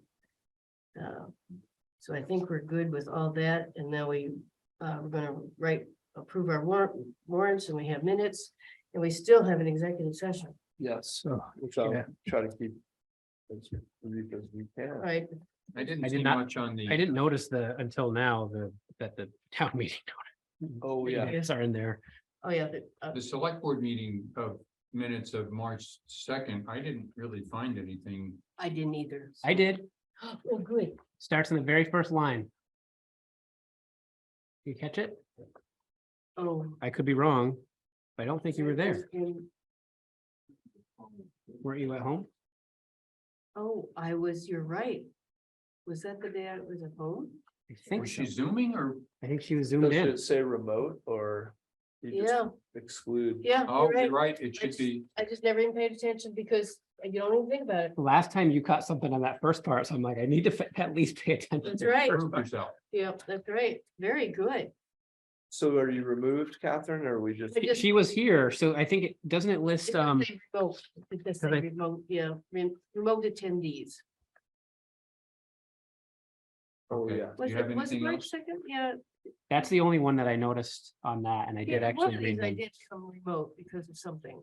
I'm pretty sure it was that one, and the reason I think it was that one was because we started the meeting late, and then you also joined late, but Oh, is that- you only missed like Yeah. 8 minutes of John and I fighting with the computer and. Right. Exactly. So anyway, Okay, I Make a motion, we approve the minutes of March 2nd, 2023 with that one change. Second, all those in favor say aye. aye. I Aye. There's a bunch of stuff on the town meeting. And I have, on line 40 and 41. Intergovernment, it's talking about what I was talking about. It says intergovernmental spending is up $30,000. No, it's up 44,000 for the, and then you can go into the next line because it's for a total of $282,100. So the intergovernment spending was up 44,000 for a total of 282,100. Gotcha. And then Jericho is anticipated to receive a $24,000 grant for roadway improvements. Where's, what line? That's on 41. Can you say it again? Jericho is anticipated to receive a $24,000 grant for Oh, roadway that's improvements. quite a difference. Yeah, because the 282,000 was our total of intergovernmental spending. Oh, All right, then we got line 127. I'm glad you said on line 51 about the garage being replaced. That seems so strong, but Yeah. I was thinking renovated, but Yeah, replaced, I guess, just puts it right out there. I Yeah. did notice on 997, I remember Ann bringing up projected actuals, and I remember when she said it, I was like, a projected actual, how does a projected actual yeah, work? If you've got 5 years of previous actuals, I guess maybe you can come up with a projected actual, but it was like an oxymoron. How can you have a projected actual? You're not there yet. You didn't spend the money. well, So- that's right. An actual is an actual. Yeah, and that's why I didn't change it because that's what she said, but at the same time, I think she was trying to look at a 6-month budget, but it doesn't work because a lot of our road spending comes in the latter half of the year. Yeah, You know, and so for that one, but on and I was ambivalent about line 103 because it talked about the type of salt used, and technically it was a type of salt. It was a brine that was used that would cause rust. So I went, okay, let's just do that. But on line 121, it's talking about the state had who's still on, Bernie? yep, it sticking with us. Okay, says we're talking about, you know, class 2 paving grants and things like that. It says because he had asked why we hadn't got one, and I said the state had discontinued these. It should say discontinued these during the COVID emergency, because that's when, but now they're back, you know, back in rotation. That's 121, Catherine. Yep. Yeah. Okay. And then on 124, where Lynn Robbins was talking about the sand and crap that's you know, gets oh, yeah. on the winter. And it says that she would like to be able to rake it back into the yard one day a year. Well, no, she wants the town to be able to. I didn't. The think gravel about that. take back. Yeah, I don't think that's possible. no, Yeah, I don't think they can. Well, it wasn't a neat 'Cause if tiny they- scoop, I suppose, somebody. Well, if they got it all back, they'd have to sift it. It would be Oh, yeah. incredibly labor intensive. oh, absolutely, Probably not but I think worth she it. just wants it cleaned up. Yeah. Don't we all? Yeah. I want mine cleaned up too. Yeah. Okay, 278, 9 and 80. There's one on 154. Yeah, I have Yep. 152. Okay, Let's do 152 first. yep, I said large, it's reported large financial and time impacts. I don't remember saying the word large. There were financial and time impacts to us oh, yeah, doing that recreation study, but yeah, so if that word large was eliminated, I think that's. I'm sorry, Wayne, could that you? would be good. yeah. 152. Line 152, to get rid of the word large. Whether you said that or not, you know, because large, but it was expensive. It was financial and time impacts. Well, at one point, we were thinking of hiring somebody half-time, Yeah. and that was the biggest expense, and I think that was 24,000 or something. Exactly. So we just get rid of that large. for- Okay. That's all I had. Then the next one was Eric's on 154. Yeah, ERIK, please. Oh, gosh, I didn't even catch that one. I'm usually good about names. You're right. Yes, Eric Nelson. yeah. Because there's the other Eric name with a K. issues in Yep. there. All right, now we're going to 78. And 8, 9, and 80. Okay. The Deborah Rossum Library is its own municipality, because this has really got messy, because it talked about the bureau and the fire department being its own. And each entity had their own budget. No, Deborah Rossum Library is its own municipality. Which is voted on, which votes on its own budget. And then I got the Jericho Underhill Fire Department. Also appears separately on the tax bill. Right, because that's a 501 C3. C3, yeah. Yeah, that's an Oh. important distinction. I'm Yeah. sorry, Catherine, what line? 278, 278, 279, there we are, okay. because it goes together. Yep. And then 280 is that funds that have been established in previous, it's previous. You catch everything. Perfect. Now, 285, Oh, yeah, say Deborah Rossum is a municipality. it is. It's a municipality. It It's is. its own municipality. It's its own municipality, taxing, it can, its own taxing agency and everything. That's why we just sort of pass through. now 285, Hang on one sec, Wayne, can you, Catherine, can you go through 278 again? The Deborah Is Rossum its- Library is Yep. its own municipality, which votes on its own budget. And nothing about the fire And department? then the next period, and then it's Oh, okay. period. Yep, And don't say as is, because the Jericho Underhill Fire Department is not its own municipality. So that's why I said I put a period there and put the Gotcha. Jericho Underhill Fire Department also appears separately on the tax bill. Because that's what basically what I was talking about. All these things Yep. that are separate.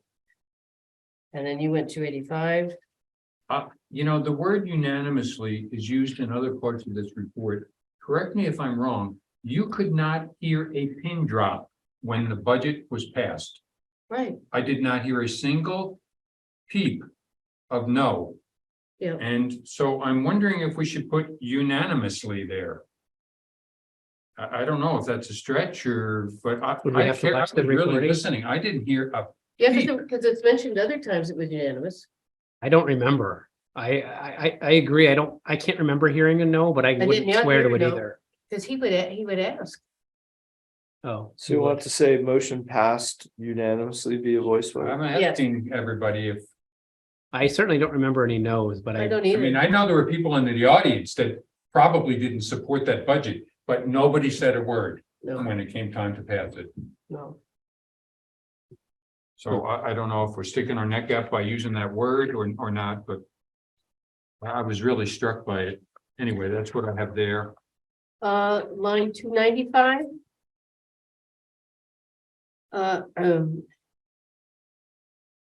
It says nothing that it had been previously removed by the board. It's noting that it had been previously reviewed by the board.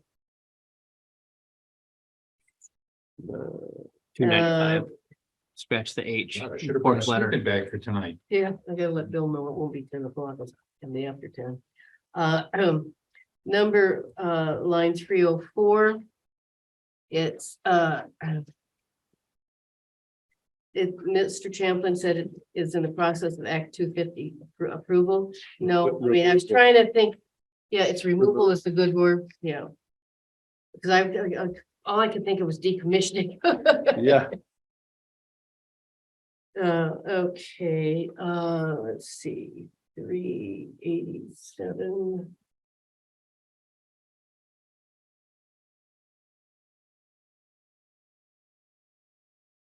Yeah, okay, 387.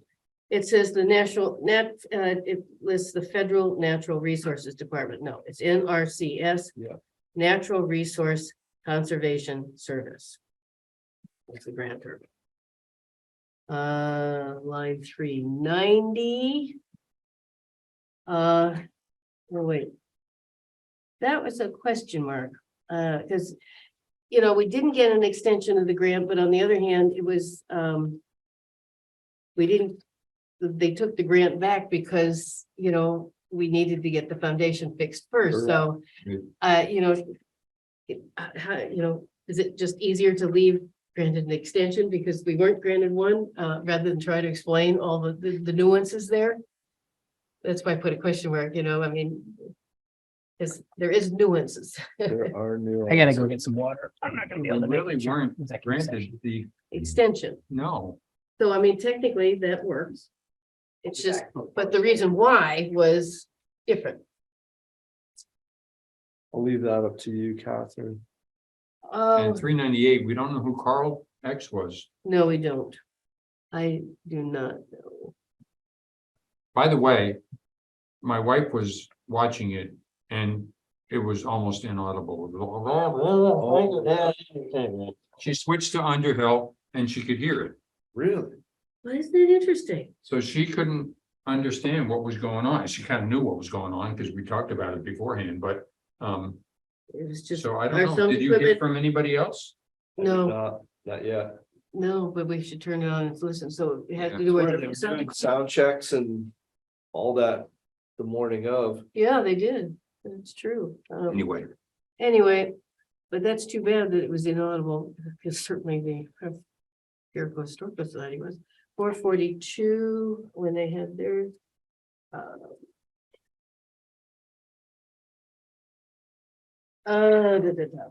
Peter Booth moved the question, not called the question. He made the motion, whatever you want to say. Oh, That's who it was. Dave Schuler. I can remember Dave's last name. yeah, okay, get my first page again. 529. Dave Schuler, he had some great comments. He really did. He was very helpful in some of those things. 529. Oh, that should be on 529, 1490020. No, 1493 is what it is what we actually have. Really? Yeah. I mean, because 1493. that was what was in the, on our, SB. Okay, all right. I know it's 149 is what we have. All right, and then on that line, there are a wide variety of uses permitted for these funds. Right. And then on line 531, the sentence that starts, this reflected, it should read, survey participants identified. Aha. That's right. And then on line 533, Got it it. should, instead of Community Development Commission, it should say JPC. No, because it wasn't, because the work conducted by that they were talking about was those presentations was by the Planning Commission. Yeah, that's what I just said, JPC. Oh, JPC. Oh, I thought you said Jason. Oh, Sorry. So we discussed the work conducted by the Planning Planning Commission Commission and the. and the affordable housing. You're right, we're all getting punchy. Yeah. 564. Well, I had on 539, Mhm. with the sentence that starts, Mr. Johnson. That almost is a new paragraph, but, Yeah, and then on 541. He explained that the property features and why this building would be useful. I think, I don't know if he said building or parcel. But building makes it sound it's about the building, and I think Eric probably was talking about more generally the parcel. I would think so. The property, yeah. Why the property, So that's all I had. okay. So then it was 564. It says Robin Bartlett described previous select board's work to create a landfill. That was Bert Lindholm. Not Robin. Robin talked before because he was not happy. about it. Wasn't it weird, not to keep bragging about my family history, but the last time there was precedence for the town buying a property was my grandfather. I know. I think it's That's pretty weird. it's just amazing. It runs in the family, I guess. I meant to ask Jessica to get out your grandpa's gavel, because I thought it would be really fun if you were like, Yeah, one time pounding your grandpa's gavel at the meeting. It would have been kind of cool. yeah, that's right. 581, it's Ms. Sims. Sims is SIMS, not two M's. got that. And then 590. And then what's interesting is there's nothing on 94 and 95 about adjournment. And quite frankly, I don't remember at that point. I mean, I this description of this discussion is so mild Yeah. that by the time we get to this, I don't remember who adjourned or just. I don't Yeah, I either. agree that there's some that. I mean, I wouldn't have wanted to type that whole thing out either, but. No. Yeah, because he requested a motion to adjourn. But who motioned and who seconded, and we know that it was after 1, we know that. Closer to 1:30 or something like, was it Yeah. past 1:30? We can go back Thank and you. look at the video. I guess we'll have to. Yeah. But anyway, those are what I came up with. Great. Oh, someone just said. Audio did not hear. Oh, wait, Bernie must have listened. Was it Bernie? Because he Oh, was. there's still. It's Aaron. Oh, hey. Aaron. Aaron, do you listen? Hey, there was actually 2 separate comments. One was to say that I just learned this morning that DJ Super Sounds does the audio for the town meeting in Underhill, and that's why their sound is dramatically different than the sound at the Jericho. But then when I was watching the town meeting on that Tuesday, I didn't hear the adjournment either. It just seemed like everyone just got up and left. So I'm not sure there was an adjournment. Just saying. Wow. Wow. This, My God, we're still at town meeting. yeah. This felt like we've been at a town meeting. Oh, my Oh, God. Jeff, Yeah. doesn't it feel that way? Yeah. Yeah. I mean, it's just, Okay. Well, maybe can we just contact Dave if he remembers? yeah. I mean, he asked for the motion. Yeah, he did ask for It that. is recorded. The perils of having people over 50 conduct adjournments and turn on recordings. Right. So like is it on YouTube? Or Yeah, MMC TV. it is. And I mean, honestly, you could You just can't hear it, jump ahead to the end. Yeah. right? But you can't hear it, you said, even if you do that? No. You can hear the meeting, but I don't think anyone actually adjourned. That's What I right. was saying about the audio is that, No, I know. I know you were talking about the adjournment. Yeah. yeah, But that's it. So actually, we'll just leave that blank until we know, but otherwise we could, approve everything up to that We'll have to point. call Yeah. Dave, have to have a one Yeah. special meeting to have him come in and adjourn. Yeah. I'll make a motion to approve the minutes up through line 593. Second, All those in favor say aye. Aye. Looks like we're supposed to sign it too, so maybe we Yeah, can do I've that got next time. I've got, oh, do you want to wait? Yeah. I think we need to wait. on this one. Yeah. Yeah, because normally we don't actually approve that until sometime in April, because it usually takes that long to get. So anyway, we need to sign the warrants and go into executive session. Who, are we inviting anyone into executive session? We're inviting Mr. York Because that has to be as stated. representative. I will make a motion to go into executive session for the gosh, I can't even do it anymore. To go into executive session to discuss personnel and legal issues